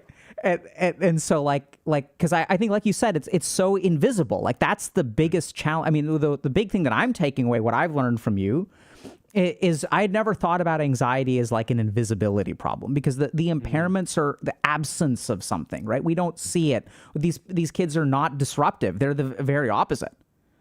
So I was super compliant, right? Rule followers most of the time. Absolutely. We don't want to stick out. We don't want to be noticed. So we're gonna do everything to avoid notice. That means avoiding distinction. That means avoiding notoriety, right? So we're just gonna be invisible, and it's easy to ignore the invisible kid when you've got another kid who's hyperactive and impulsive and whatever, right? Absolutely. So I think you did an awesome job. I'm hoping that there are people out there who have never realized, like, oh, it doesn't have to be this way. I think you also did an awesome job of really tunneling down into like normal shyness versus social anxiety, and really, what's the difference? Am I just a shy kid? No, I love this idea of there's not a difference between high stakes and low stakes. Yes. So I don't know exactly what what your clinical experience is, but when I was training, I did a lot of work. We take call and stuff in the ED, and sometimes there would be psychologists there, and sometimes there wouldn't.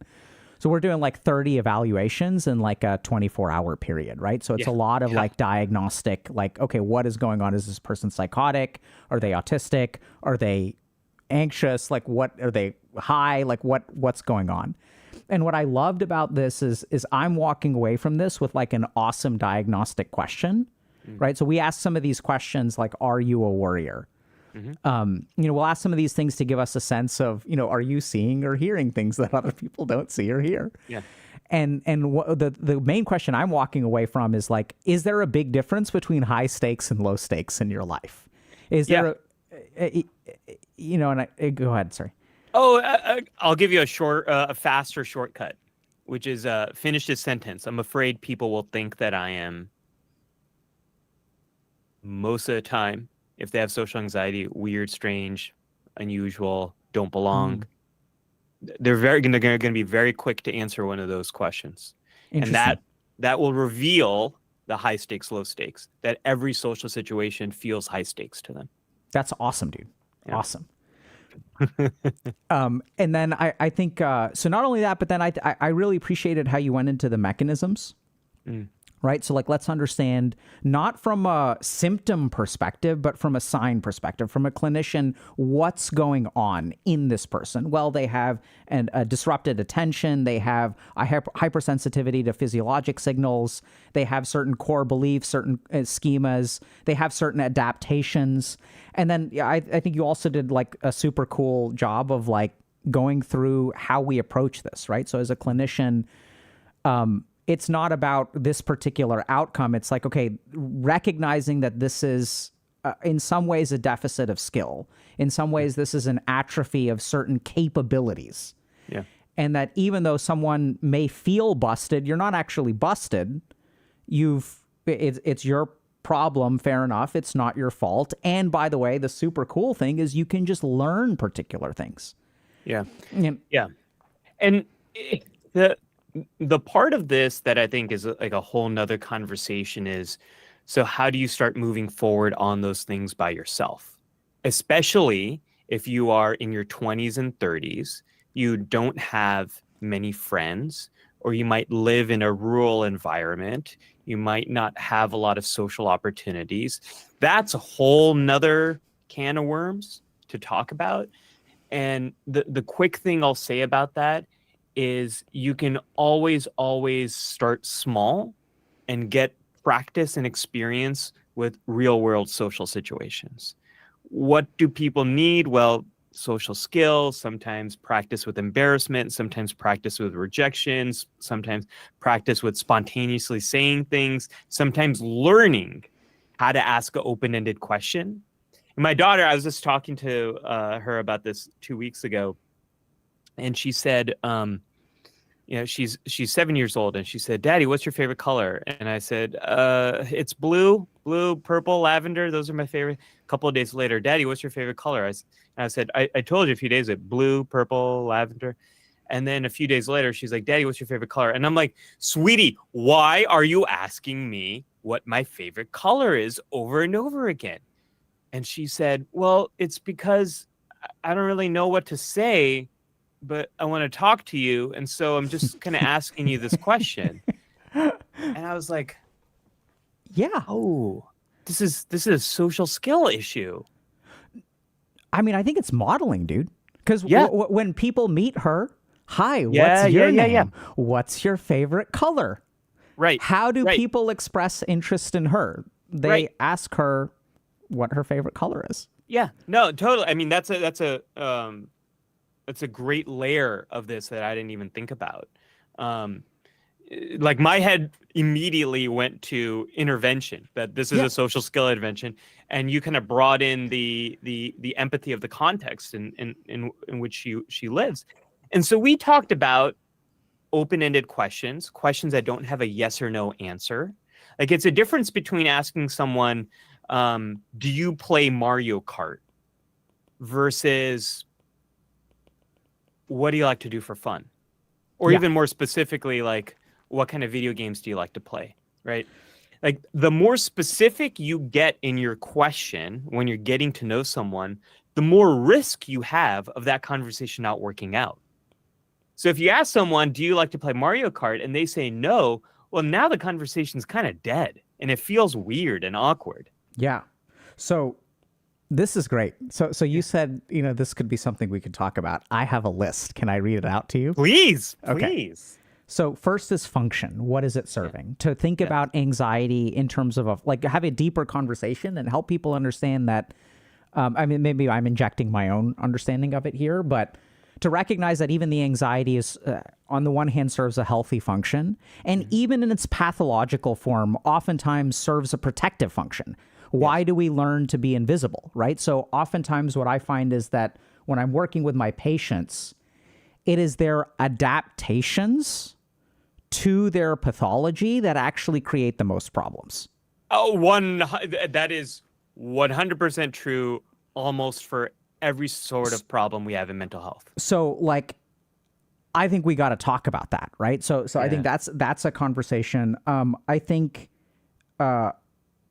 this concept of an attentional shift, then the question becomes, okay, so if we're hyper focused on our own thoughts instead of externalizing. So when I work with patients with anxiety, one of the things that I notice is, kind of like what you said. I mean, I think you've already said all this. I just use different words. So when you're looking down and when your attention is in your own head, you disable the reassuring empathic circuits that you have in your brain because you're not seeing that they're laughing. You're not paying attention to what they're actually saying. So the externalization of attention, if you are anxious about something, can be incredibly helpful. So how do we shift that attention? And one thing to add to that, Dr. K, is it's not going to be enough to shift your attention to the right things and increase that flow of information just in that moment. Because your brain is so primed to see threat that at first, when you start to shift that attention and the flow of information is pouring in, it's not enough. We need to increase more information, so more frequency of those kind of situations. And sometimes we need to overlearn because most social situations we have are actually pretty neutral. Neutral can feel like negative. So we sometimes need to go overboard and intentionally bring about embarrassment, intentionally bring about rejection, intentionally have you say the thing that you are so scared of saying, and then see what happens. It's why I wore this shirt. You know, um Lady I Gaga always felt effect. well, yeah. I always felt like this weird kid, and now I aspire to be a confidently weird adult. Like sharing the things that I think people will find weird. I intentionally try to do that, and almost 90% of the time when I wear the weird shirt, people are like, "Cool shirt, man. I like that. I like Ninja Turtles too." I had a patient who he was so socially anxious about his love of WWE, World Wrestling Entertainment. And so I told this kid two things. I call him kid. He wasn't a kid. He was in his 20s. I'm an old man now, Dr. K. I've become I that think we guy. both are. And both are. But I said two things. Number one, I was a big Ultimate Warrior Undertaker fan. I get wrestling. I know it. I love it. One Number of us. two, do you see all the people in the audience at the show? Do you think you're the only one who loves this stuff? Do you know how sold out these events are? How popular they are around the world? And he was like, huh, I never thought about that. But it wasn't enough. He had to overlearn. He had to wear the wrestling shirt and initiate conversations where he shared the thing he was so deeply afraid to do, which was to express his love of wrestling and see how people reacted. We did that. The feedback he got is most people are like, oh, okay, cool. Yeah. Most people just don't care. So I think that's another thing. This concept of overlearning, I love. Yeah. And then I think you touched on a lot of other things that I think are absolutely like worth digging further into. One is this concept of the charismatic and socially anxious. And the another one is being trapped by an extrovert when you're socially anxious and don't know how to set boundaries, right? And they're just like talking it, and you're like, I don't want to be here, but you're too anxious to like. Yeah.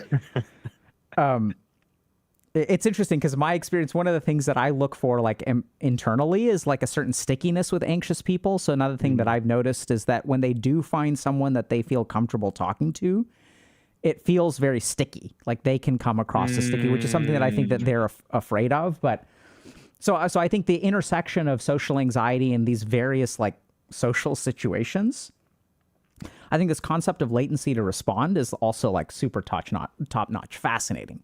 Right. Yeah. That it's not that I'm an idiot. It's not, I mean, there is freezing that goes on, but that there's actually like a latency to respond. And that is something that can be intentionally worked on. You want to know my favorite skill for that? Yeah. Yes, and. What do you mean? Yes, and. So there's a psychologist, I'm blanking on his name right now, but he was out of Chicago and worked with Second City Improv out over there. And he learned improv skills and joined an improv team. And then he took all those improv skills and applied it to social anxiety treatment. And he created this protocol for how to weave those things together. And one of the most core skills in improv is called yes and, where your improv partner says something, sets up a scene. You never break it down. So, for example, if someone says, here's a Swiffer wet jet, you don't say, and someone else responds and goes, yeah, it's great for cleaning jet airplanes. You don't say, no, it's actually for the floor.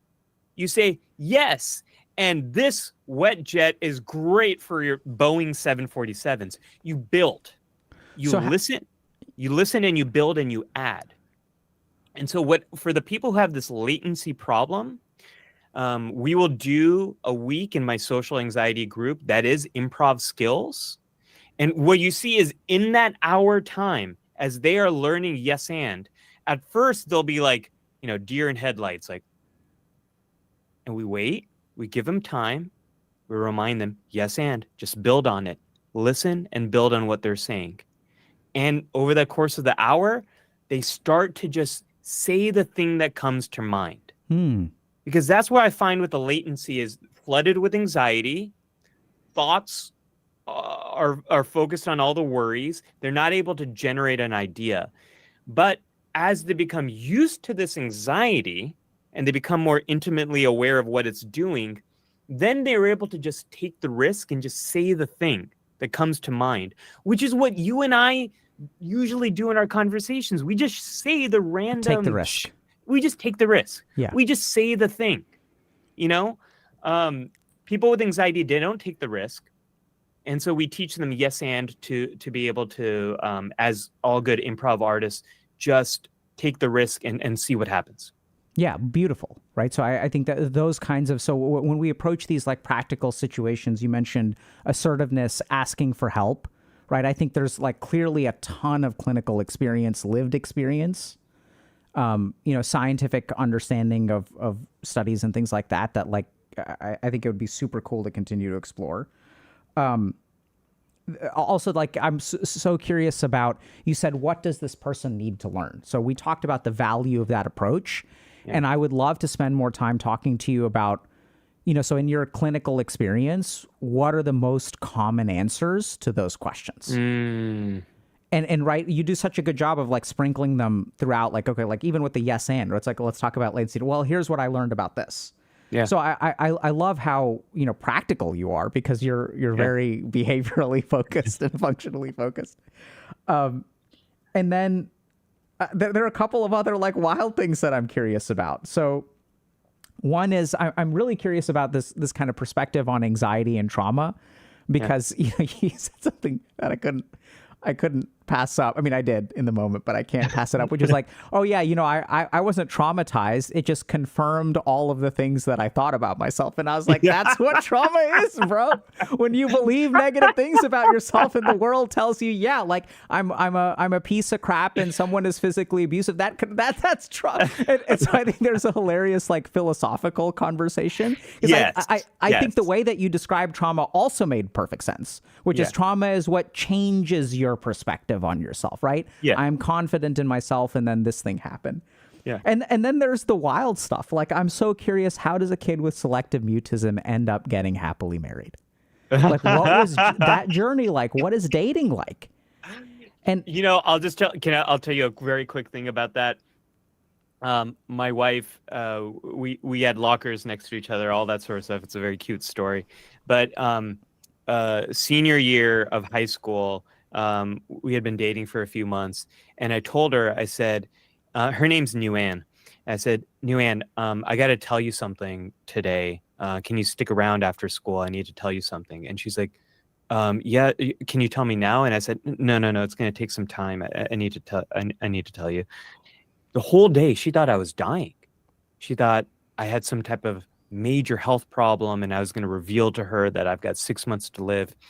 So after school, we're sitting on the steps, and she's like, what is it, Ali? What's going on? And I say, well, you know how people like certain different like TV shows, and, like some people like certain movies, like, some people like Star Wars, and that's a thing, well, I just want you to know that like, I really like Star Trek. And she's like, okay, yeah. And so like, what's the thing that you were going to tell me? And I go, I really like Star Trek. Like, I'm a really big Trekkie, like The Next Generation, Picard and Kirk. Like I love them. I watch it every day. And she's like, that's what you wanted to tell me? You had me thinking like you're going to die. But in my head, high stakes, low stakes. High stakes. This low stakes situation, it was all high stakes. In my head, I believed she might break up with me because she knew I love Star Trek. Yeah. So like that kind of stuff. I mean, I'd love to learn more. Like how, I think it's a story that hopefully we can all appreciate, enjoy, and I imagine will be inspiring, because I think kind of like you're saying, you're laying out all of the fears that I hear. That there is a loss of opportunities, that there is an underdeveloped level of social skills, right? And you were somehow able to bridge this gap without getting a PhD, because it sounds like this happened before you were a doctoral candidate. Yeah, I learned how to deal with most of this stuff by the time, all in high school is when the big changes happened for me. right? So I think like that's what's so interesting is that I'm a huge fan of clinical intervention. Yeah. And also in my story, I learned a lot of stuff without clinical intervention. Yeah. And so I think part of what we do as educators on the internet is that there's like a time and place for clinical interventions, and those are awesome. And also that there's a lot of complementary kind of DIY approaches that people can work on. And then there's the weird stuff, like what do you think about shadow work versus CBT? And you know, we didn't even get to questions. Like we had some great, you know, cases of people kind of asking for help and stuff like that. I know we're at time and I want to be respectful of that. So we still have a ton of questions from the community and stuff like that. But I wanted to just say thank you so much for coming today. Give you the chance to kind of close out, tell us a little bit more about where we can find you. You know, I think you do a lot of writing and you show up on podcasts and stuff. I saw your name on something that I did the GPS school series, you know, the Glenn Barton thing. Oh, cool. Yeah. I'm going to be there in a couple hey, weeks. I know that guy. Yeah. So can you tell us a little bit about where people can find you and if they're interested in more resources? Yeah, totally. The big place a lot of people probably know me from is my YouTube channel, youtube.com/@DRALI at Dr. Ali will get you to me. It's been a little bit in hibernation for a while I've been focused on writing a book and that kind of stuff. If you're interested in that stuff, my new website, www.goodatanxiety.com. I'm going to be releasing a free email course with all my big ideas about anxiety in September. So if you go to goodatanxiety.com, you can sign up for it. Totally free. It's my best ideas about anxiety in 15 short stories. So if you like the story stuff, definitely go there. One of the stories, I know this was a question in the community, was about anxiety about using public restrooms. I got a story about that too. That's tied to social anxiety. It's in that email course. We'll kind of dive into it. So those are the two places. I'm on other socials, but YouTube, Dr. Ali, and goodatanxiety.com for my writing. Yeah, awesome. So I strongly recommend y'all check it out. I mean, I think if y'all have been paying attention to the conversation and y'all have been here for a little while, like I think it's clear that Dr. Mattu has a lot of what I think our community really appreciates, which is some amount of like, I've lived this to a certain degree myself, plus I did some awesome clinical training and I've helped hundreds, if not thousands of people with this. And I think he's fantastic at disseminating information. Like, you're a wonderful teacher. Well, you know, that's all very kind of you to say. And I think something that you and I share in common that I haven't thought about until now is we had experiences outside of traditional healthcare that really changed our lives. And I'm hearing you say that now kind of reflects back to me, probably why I do this kind of thing, is I don't believe all the changes have to happen in traditional healthcare. I do believe DIY can work. It did for me.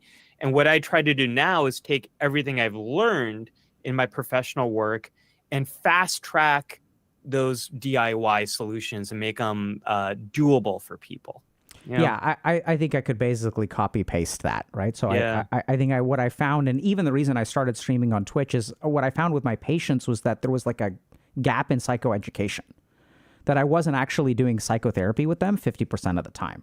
That most of what I was doing was like teaching them things, and it became a little bit scripted.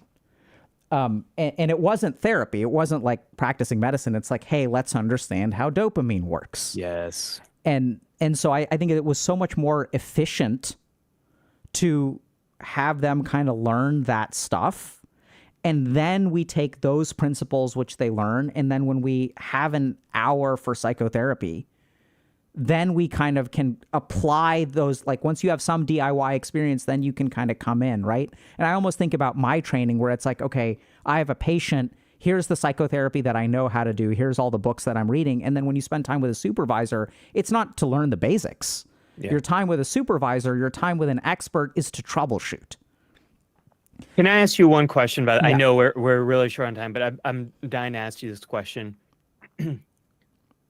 how can we who's the villain there? Because I that is the villain that I am fighting, is how hard it is to access this information.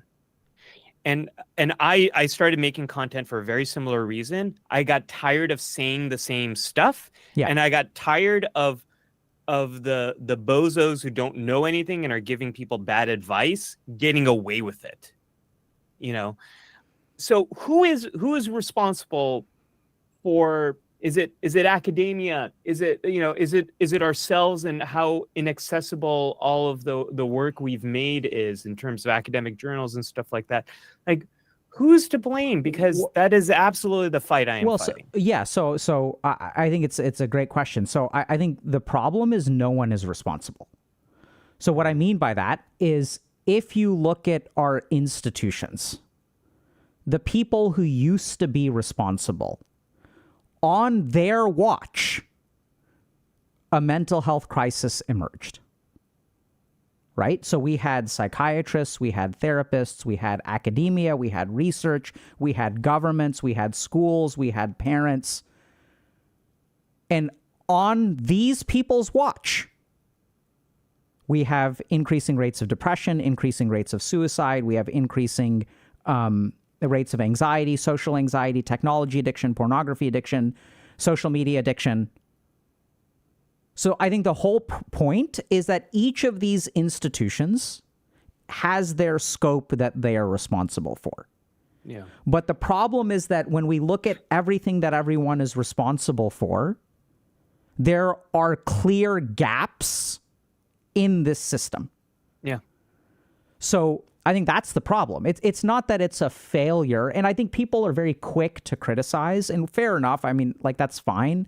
So people will say, like, oh, like, big pharma is to blame because big pharma is, you know, they're fine. You can say the government is to blame. You can say psychiatrists and therapists are to blame. You can say insurance companies are to blame. So what I'm seeing in the clinical world is like an increasing bias towards like documentation for the benefit of insurance. Yeah. As opposed to documentation to benefit clinicians, or shockingly enough, it's crazy when we document, the last person that we think about is the patient.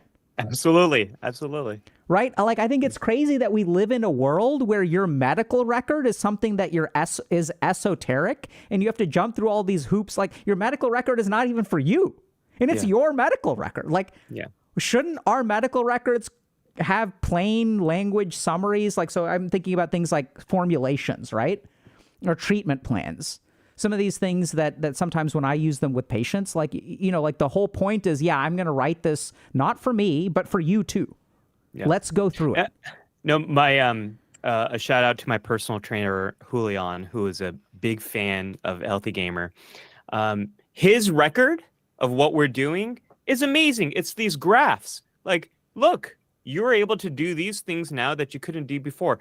Deeply motivating. Yeah. You look at a mental health record, completely inaccessible, doesn't make any sense. What it's for is reducing legal risk, mostly.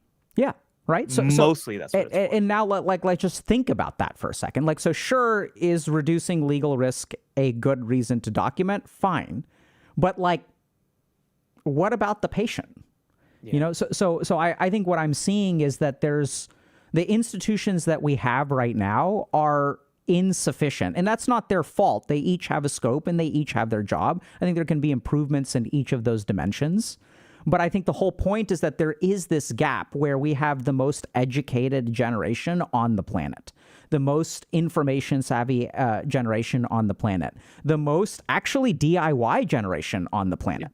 Yeah, and the problem is, if you look at young people today, why are they so focused on solving their problems? It's because no one else gives a fuck to. Yeah.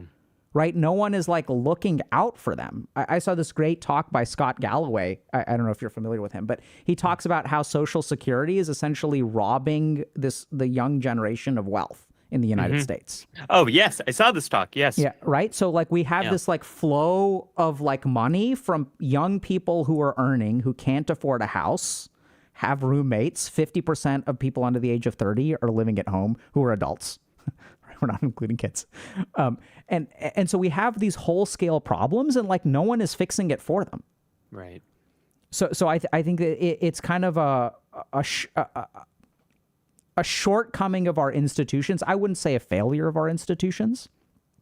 And then there are all kinds of other huge challenges. Like, I don't know if you're familiar with, like, I'm sure you are because you've been at academia and in Columbia and stuff. But, think about how long does it take for a research study for a problem to be studied? Yeah. A synthesis of research. Like, I'm curious what your gut check answer is. Like, so if we have a problem with technology addiction, how long does it take for us to realize that there's a problem, figure out what the problem is, develop a curriculum, teach people, and then you'll have a clinician who is capable of helping a patient? What do you think that timeline is like? That whole pipeline, you're looking at best case scenario, I think 3 to 5 years. Best case scenario. Because I would say best case scenario is 20 to 30 years. If you're looking at some research has been completed and someone is in the wild able to apply it, I think best case scenario is 5 years. Now, if you're looking at, you are changing the way people are approaching this in a field, then absolutely, I would say like decades. You're absolutely looking at decades. I'm so reassured by your answer, right? So I mean, I think 3 to 5 years, but it's crazy. Like, it's like, if you think about, there are studies that people started studying Facebook, right? Yeah. And then, like, the application process, getting funding, setting up the study, running the study. Like, all that stuff is 3 to 5 years. Anyway, so I think, like, this is what we're seeing.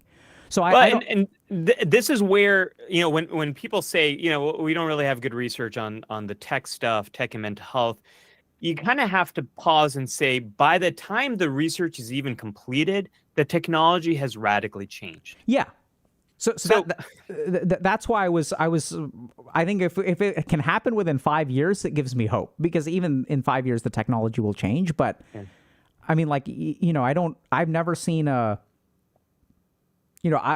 used to teach this course on technology addiction at my residency program.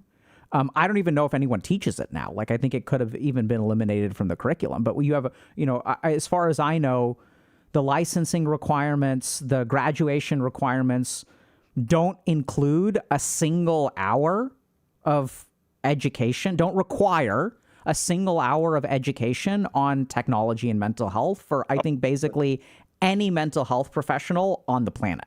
Yeah. Well, I mean, this is a major problem in how we are training clinicians, and our licensing laws are decades behind. They're always decades behind. The way things work right now. So I completely agree with you. This is what's deeply frustrating to me is I wish there were simple answers to these things. There aren't. I think we as a country, and every country has some kind of mental health crisis. The only difference is how they're manifesting and what the resources are.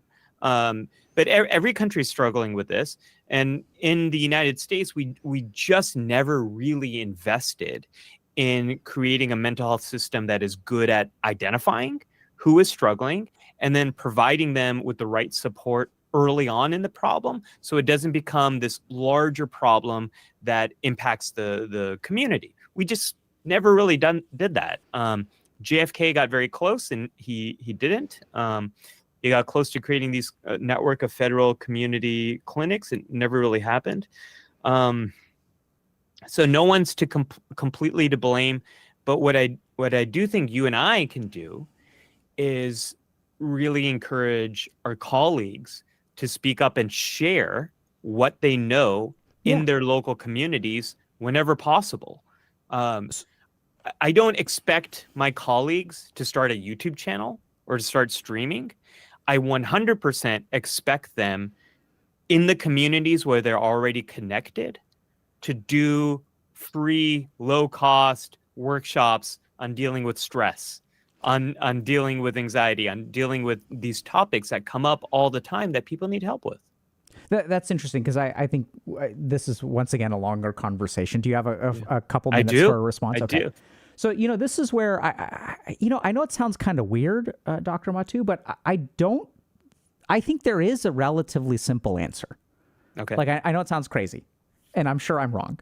But I mean, I think it's kind of weird, but I would say like the basic issue right now is that the internet has not been a force for good. It has been primarily like in terms of mental health.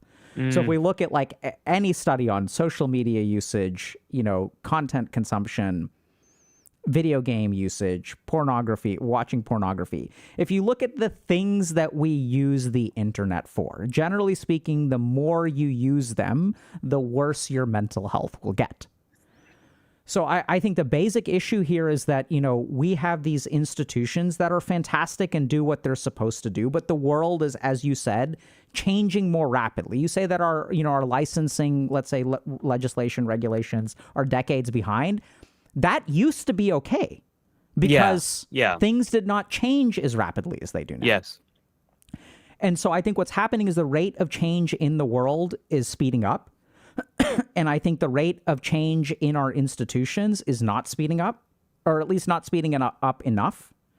And so what's the answer? I think the answer is frankly doing what we do. So it's interesting, right? So you came to all of the same conclusions, it sounds like what I came to. We're two independent people who struggled. Appreciated that, okay, mental health is more than the treatment of mental illness. That's what I hear from your story. Yes. And I think even if we look at institutions, you're kind of talking about, early, detecting things early and intervening early. And I think one of the other problems we have in our system is that we tend to devote the majority of our resources to the most severe situations. Mm-hmm. So if you look at like healthcare spending, the last 10% of your life, you'll spend 90% of your money on that window. The final hospitalization before you die is the most intensive usage of medical resources over the course of your entire life. Yeah. I think we see this even in psychiatry. I don't know if you've worked with like first episode programs, but I think these are usually the best examples of first episode psychosis. So we recognize that if someone has a psychotic break, and we intervene fast and we support them very intensively, we will alter the rate of their decline. Absolutely. But if we look at just statistics, what percentage of people have a psychotic break? I think it's around 1%, right? The diagnostic prevalence of like primary psychotic disorders is like 1% to 2%. And if you look at that population as well, there's something called prodromal symptoms. Yeah. Right? It's everything leading up to that first psychotic episode, which one of the main things is social withdrawal, right? That this person is not participating in the social context, in the social life as you would expect. But what happens to those kids? Largely ignored. Absolutely. And so I think it's great that we have these first episode clinics, right? We have these very robust first episode psychosis programs. But these are highly resource intense things. I'm not saying it's bad at all. And at the same time, this is a huge investment to help 1% of the population. Yeah. Yeah. One of the things that I was really shocked to hear, I was talking to a pediatrician who was doing had done some work in speech and language pathology. And so there used to be a program where, what we did is we took a bunch of kids who have stutters, and we have like speech and language pathology dollars that are being devoted to kids with stutters. And what we're going to do is help these kids no longer stutter. Relatively large chunk of kids, like maybe 10 to 20% of kids. And that funding got reallocated to severe autism. Now, I'm not saying that this is necessarily a bad thing. I think people who are, have a struggle with neurodivergence and are quite severe need the most intensive resources. At the same time, what we're doing is we're really investing a lot of resources into a small population. And when we have these first episode clinics and things like that, what about addiction? What about, social anxiety? Yeah. And so I think that what we really need, and it doesn't have to be, I don't think we need to stop doing that, but I think at the same time, there are all kinds of things like the internet, like here you are putting together an email like workshop, right? Or something like that, where a lot of people can learn for free. Yeah. And so I think a big part of this solution is taking this amplifying resource of the internet and equipping people with information, right? It's not, I mean, we say that from a medical legal standpoint that this is not a substitute for treatment, but you and I know this is not treatment by any means. Yeah, no. And also that it doesn't need to be treatment. It's not And just that's a medical good thing. Yeah, absolutely. It's a good thing. 100%. Yeah. It can be 100%. faster. It can be affordable. It can be scalable. I agree with everything you've said. One thing I want to, one additional layer I want to add to this is I think the internet, for the people who are not vulnerable and are already doing well, has been a very good thing. You know, for the rich get richer, the poor get poorer when it comes to mental health on the internet. If you have a good group of friends, technology can be a fantastic way to stay connected, to get more friends, more social opportunity can come on the internet. And if you are someone who struggles, you struggle with all of these things. I think all of mental health, it's really largely a struggle with connection, meaning, connection and meaning and purpose. Like those are, it's mostly that. If you struggle with those things, social media is devastating. Yeah, there's some good stuff. You can find community. There can be challenges there too. Now you have this identity that I am, you know, a socially anxious person and I can never do all of these things. And this is my only source of connection. So I think if you have resources and you're not vulnerable, the internet is only going to accentuate the positive things. And if you are vulnerable, it's really going to make things a lot more difficult. That's such an amazing insight. Frankly, I mean, I don't, it sounds such common sense after you say it, but I've never heard it before, which is this concept that the internet, depending on who you are, can be beneficial or harmful. Yeah. And I think we see so many examples of that. If you look at like online dating, right? There's sort of this idea that some people have all of the opportunity and some people, no matter how hard they work, have like basically zero opportunity. Yeah. And we look at the internet and some people say, oh, this helps me so much. So if you know how to use LinkedIn, if you're like, you know, if you're an extrovert and you're capable of putting yourself out there and things like that, the amplification power of social media is incredibly powerful. Yeah. But on the flip side, if you're someone who's socially anxious, if you're someone whose mind defaults to a lot of comparison, the very same intervention that takes someone who's at plus 50 will move them to plus 100 and will take you at negative 50 and move you to negative 100. And it's the same exact intervention. Yep. And it's why advice doesn't work, right? We turn to people who have been successful and we ask them, what should we do? And oftentimes the thing that frustrates me the most is when people say, just ... Just put yourself out there. You know, just give it a shot. Just be yourself. I mean, just be yourself works great when you're not a piece of shit. You know? And like, I'm not saying that people stay a piece of shit, but like, I'm saying that like when I was at my lowest point, just being myself, like the part of myself that I was connected to, the experience of myself of being someone who was resentful, someone who was ashamed, you know, like myself was not a very happy or healthy place. And is there goodness underneath that? Sure. Right. I don't think that layer of toxicity is really what we are, but I think it assumes that people have access to the good stuff. Okay. That's the advice that people give for YouTubers. Right. And so when I was starting my YouTube channel 2015, I wasn't a piece of shit then. I felt actually kind of like hot shit. I was at Columbia, thriving practice. My students loved me. You know, like I was handsome. Fit. Yeah. I look good, right? I didn't have as many grades. It was more salt and pepper, so things were working, right? And the advice I got for making YouTube videos is be yourself, be authentic. That is terrible advice to give a YouTuber because it takes hundreds of videos and years of work to figure out how do you actually be authentic. There's so much stuff you have to learn about how do I come across as myself with this dark, deep stare of the camera looking back at me. It is very hard to just be yourself. It takes years You and I were both on colleague of ours, Dr. Mike's podcast. He was hammering me on certain points to get me to say what I really believed on an issue.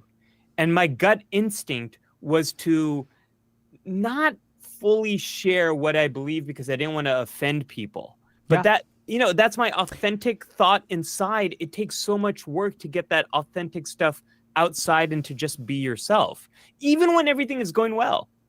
Yeah, I mean, I see that too. Like, I see that especially. I see the academic. Like, so what I found I had to do, and what I think a lot of us have to do, is we have to learn how to undo the academic conditioning. Yeah. Right. So when I don't know about you, but a lot of my public facing stuff was for an audience of people who are academic. Mm-hmm.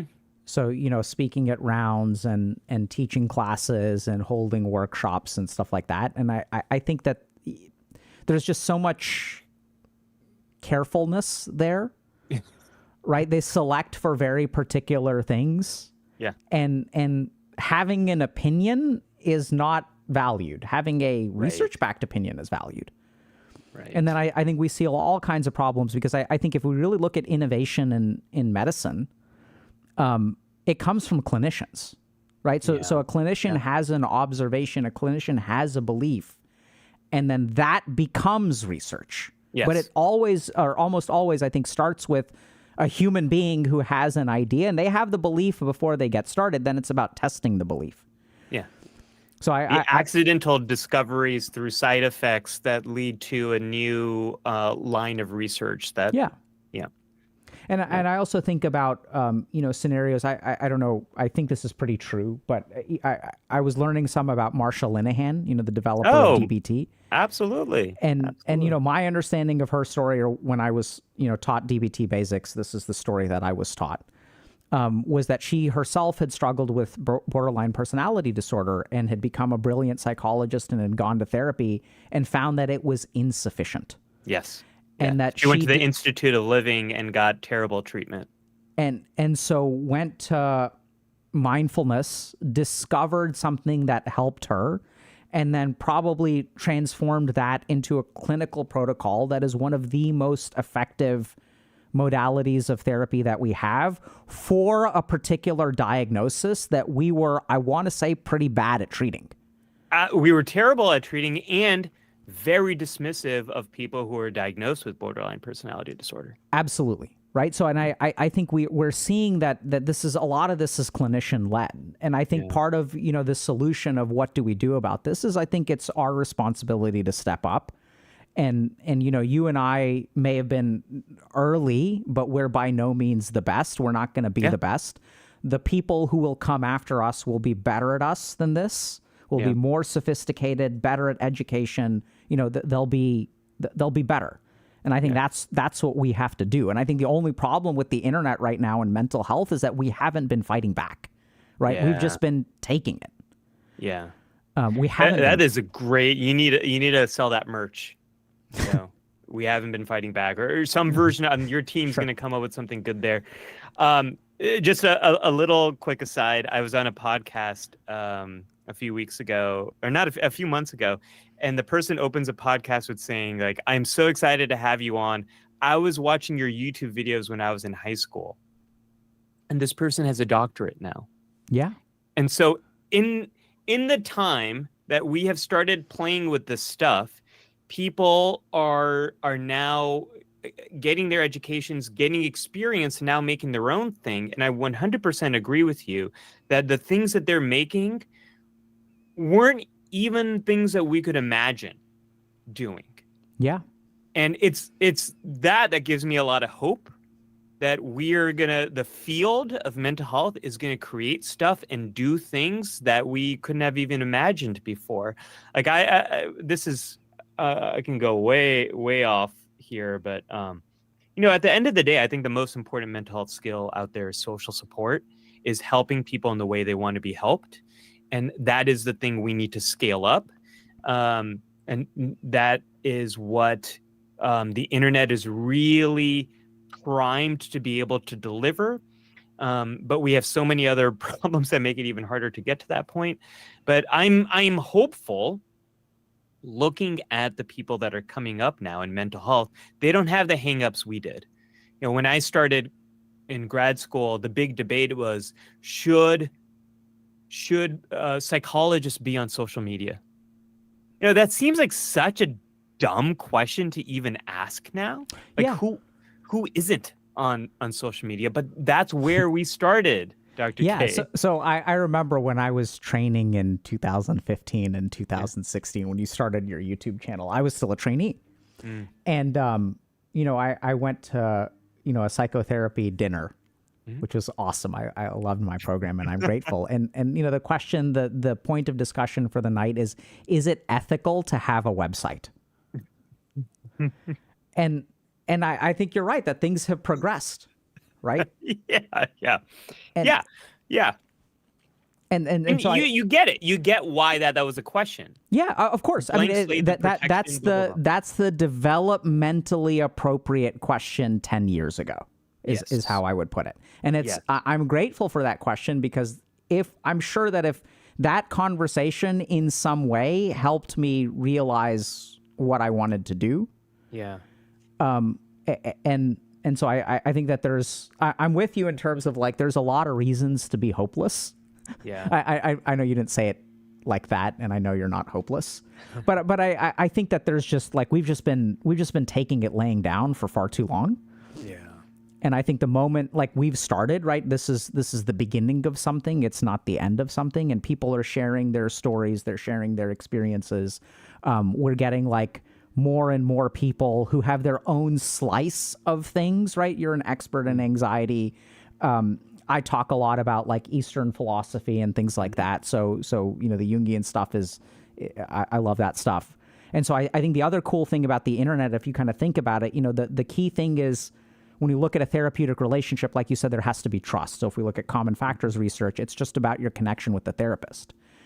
And what used to happen is we used to have books that would teach us a particular, like, if I have a book on anxiety, let's say, or you're writing a book, I'm sure, on anxiety, I'm sure it'll be great. But what used to happen is we'd have a publication barrier, right? Where your book has to be general enough to help, on average, a chunk of people by, like, 30 to 50%. But now what we have with the internet is we have highly specific people. So I'm a mental health content creator. You're a mental health content creator. I think we talked about this a little bit. I don't think we really compete. I don't see it that way, right? It raises all boats. Absolutely, right? So some people, the people for whom you are a good fit, like, that's who you're there for. The people for whom I'm a good fit, that's who we're there for. So I think the internet also gives us a freedom from books, a freedom from biasing towards regression to the mean, right? We're all, like, moving towards average because we want to help everyone out. We want to help 80% of people out, 20 or 30%. We're not developing interventions that help 10% of people out 100%. Right. But when I really look at clinical treatment, that's what works. It's not about, slapping an SSRI on someone and hoping for 30%. I mean, it is to a certain degree, but really what works is finding the right answer for a person. Yeah. And I think something like the internet can be really useful at helping.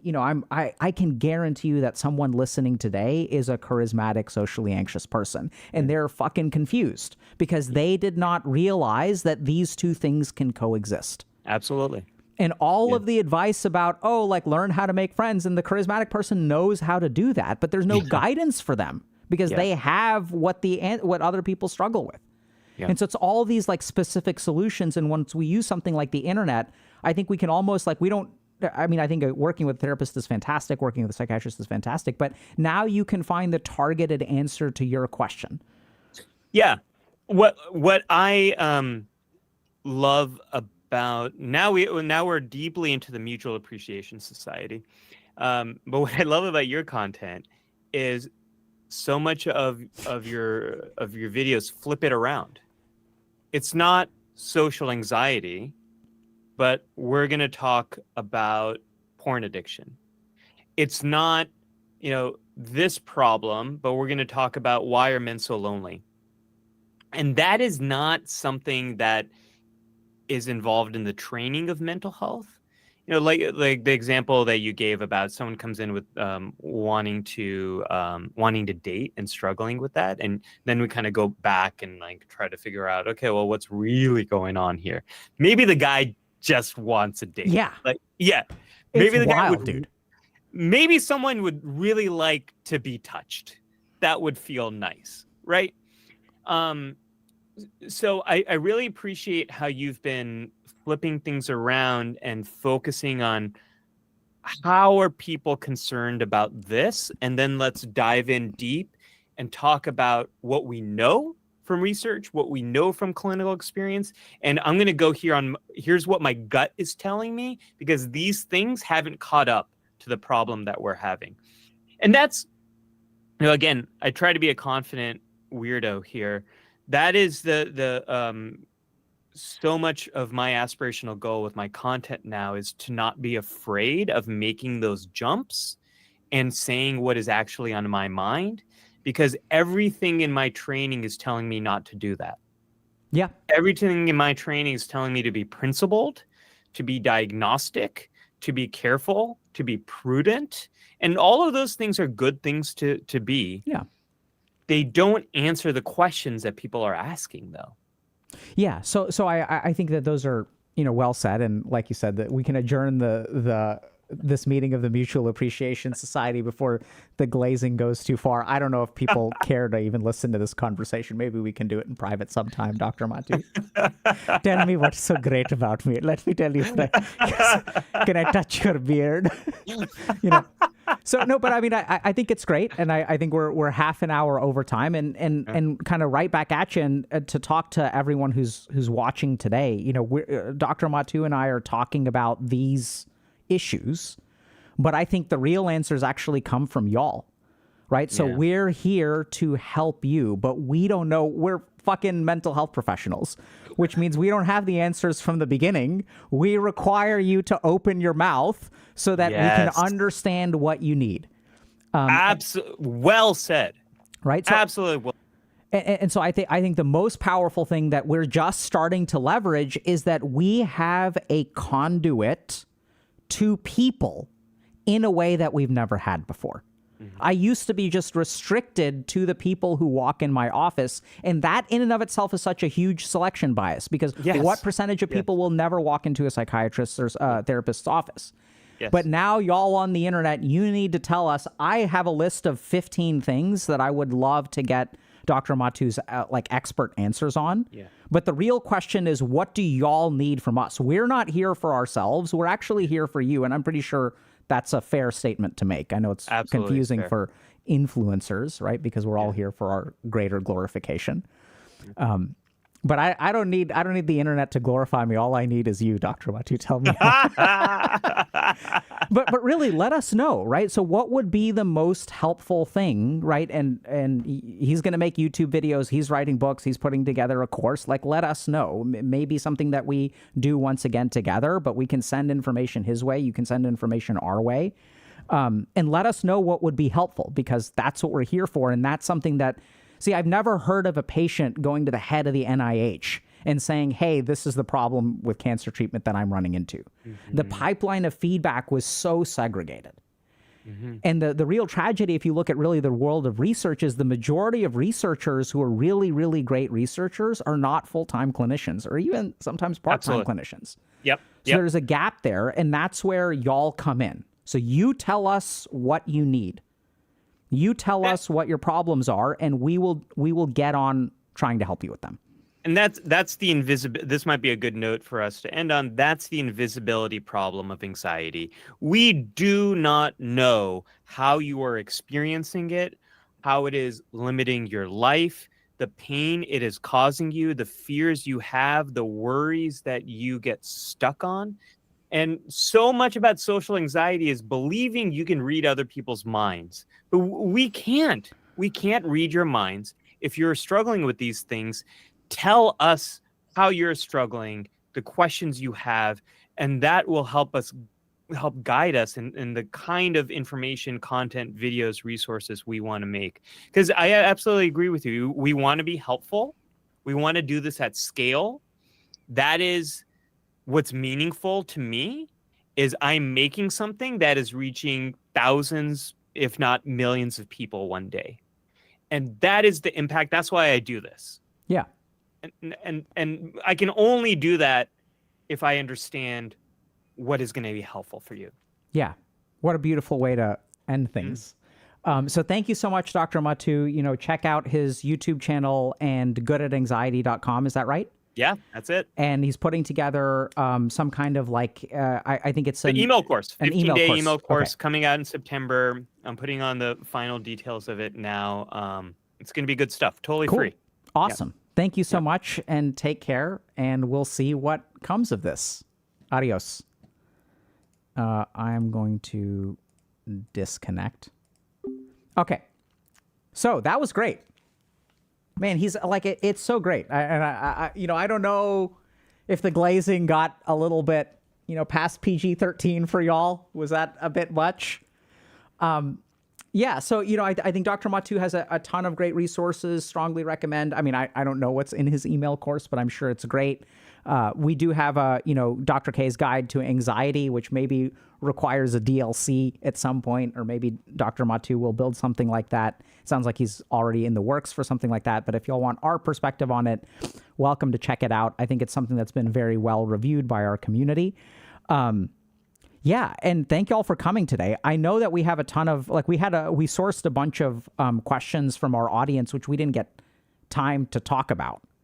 And that's really the biggest challenge that we always face is there's way more to talk about than we have the time for today. So at this point, I started streaming, I think in 2019 or 2020. I think 2019. So I've been doing this for almost 5 years now. And we're not stopping, right? We're not cutting back. We're not done. The crazy thing about this is the more we do, the more we realize what needs to be done.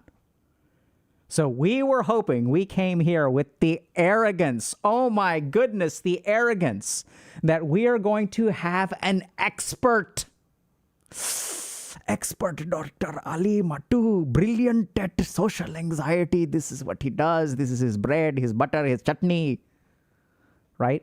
This is what he does. And we're going to talk to this guy for 2 hours and we're going to have all the right answers. How arrogant.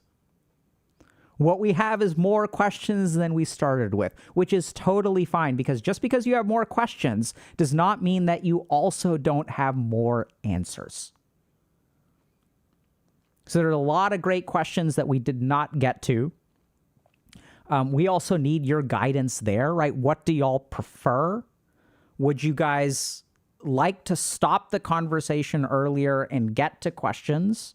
Or would y'all prefer that we just really give it the space that it needs? And out of all these topics, okay, what are the most important things that people with social anxiety need to learn? How do we correct those social deficits, right? We sort of figured this out on the community side with Social Sandbox. And last Valentine's Day, this was something I thought was super hype. 200 people showed up and practiced asking each other out. I think I wasn't there, but I heard great things. And we can do these things, right? We can start to correct some of the social skills atrophy, some of these missed opportunities. I hear so many stories of people who are like, I've never dated in my life. Is it too late? And the answer is no, right? Almost always the answer to the, is it too late? The answer is almost always no. I mean, if you want to have children and you're postmenopausal, even then the answer is no. I've had patients who have adopted. Turns out that you're going to love that child just as much as one that came out of your body. So if the answer is no, right? So y'all have a responsibility, which is to ask the question, try your best to learn, pay attention, etc. If there are DIY things to do, do those things. Sometimes your responsibility is to see a mental health professional and recognize that DIYing is not going to be enough. And then our responsibility is to listen. Our responsibility is to take the feedback that y'all give us and turn it into something that will be more helpful to you. Right? So y'all do your part. We'll do our part. So I hope y'all enjoyed today's stream. It was an absolute pleasure to talk to Dr. Mattu today. And we'll see y'all. What's next? Let me look. Hold on. Do we have... Check the schedule. So, so we're going to be talking about... we have a stream on Friday where we're going to be talking about performance reviews. We're going to do a little bit of an example of a Dr. K performance review. But we're also going to... This was the other kind of thought that we had, which is like, when we do stuff on here, someone recently asked, why doesn't Dr. K play games on stream anymore? And it's because, like, look, if we're going to show up is really what we want to do. Like, sure, memes are part of it and we should have a good time. This should be entertaining. Hopefully it's entertaining. But this is a very valuable resource. Your attention is a valuable resource. Our time is a valuable resource. Your time is a valuable resource. And so there are also tons of questions that we get about things like performance review and career-oriented questions. Because the world is changing, right? Now everyone's like applying for 1,000 jobs on the internet and you're getting rejected a bunch. And you have people that are like always expecting you to be online. Like the way that we're working is changing. So we're also going to be trying to make it helpful to y'all instead of just meme-ish. There'll be some memes. And we're also going to be doing a little bit of stuff on like different stakeholders at HG and showing y'all a little bit about how the process works. I think generally speaking, when we do that, people really appreciate that. So we hope to see y'all on Friday. And then we have, so next week, we're going to have a stream on the members side, a deep dive into shame. And then we also have our pickup artist review stream next Friday. So that'll be, once again, hopefully some enjoyment, some amount of memes, as well as hopefully a lot of like useful information. So thank y'all very much for coming today, and we'll see y'all maybe on Friday, maybe next week. Take care, everybody.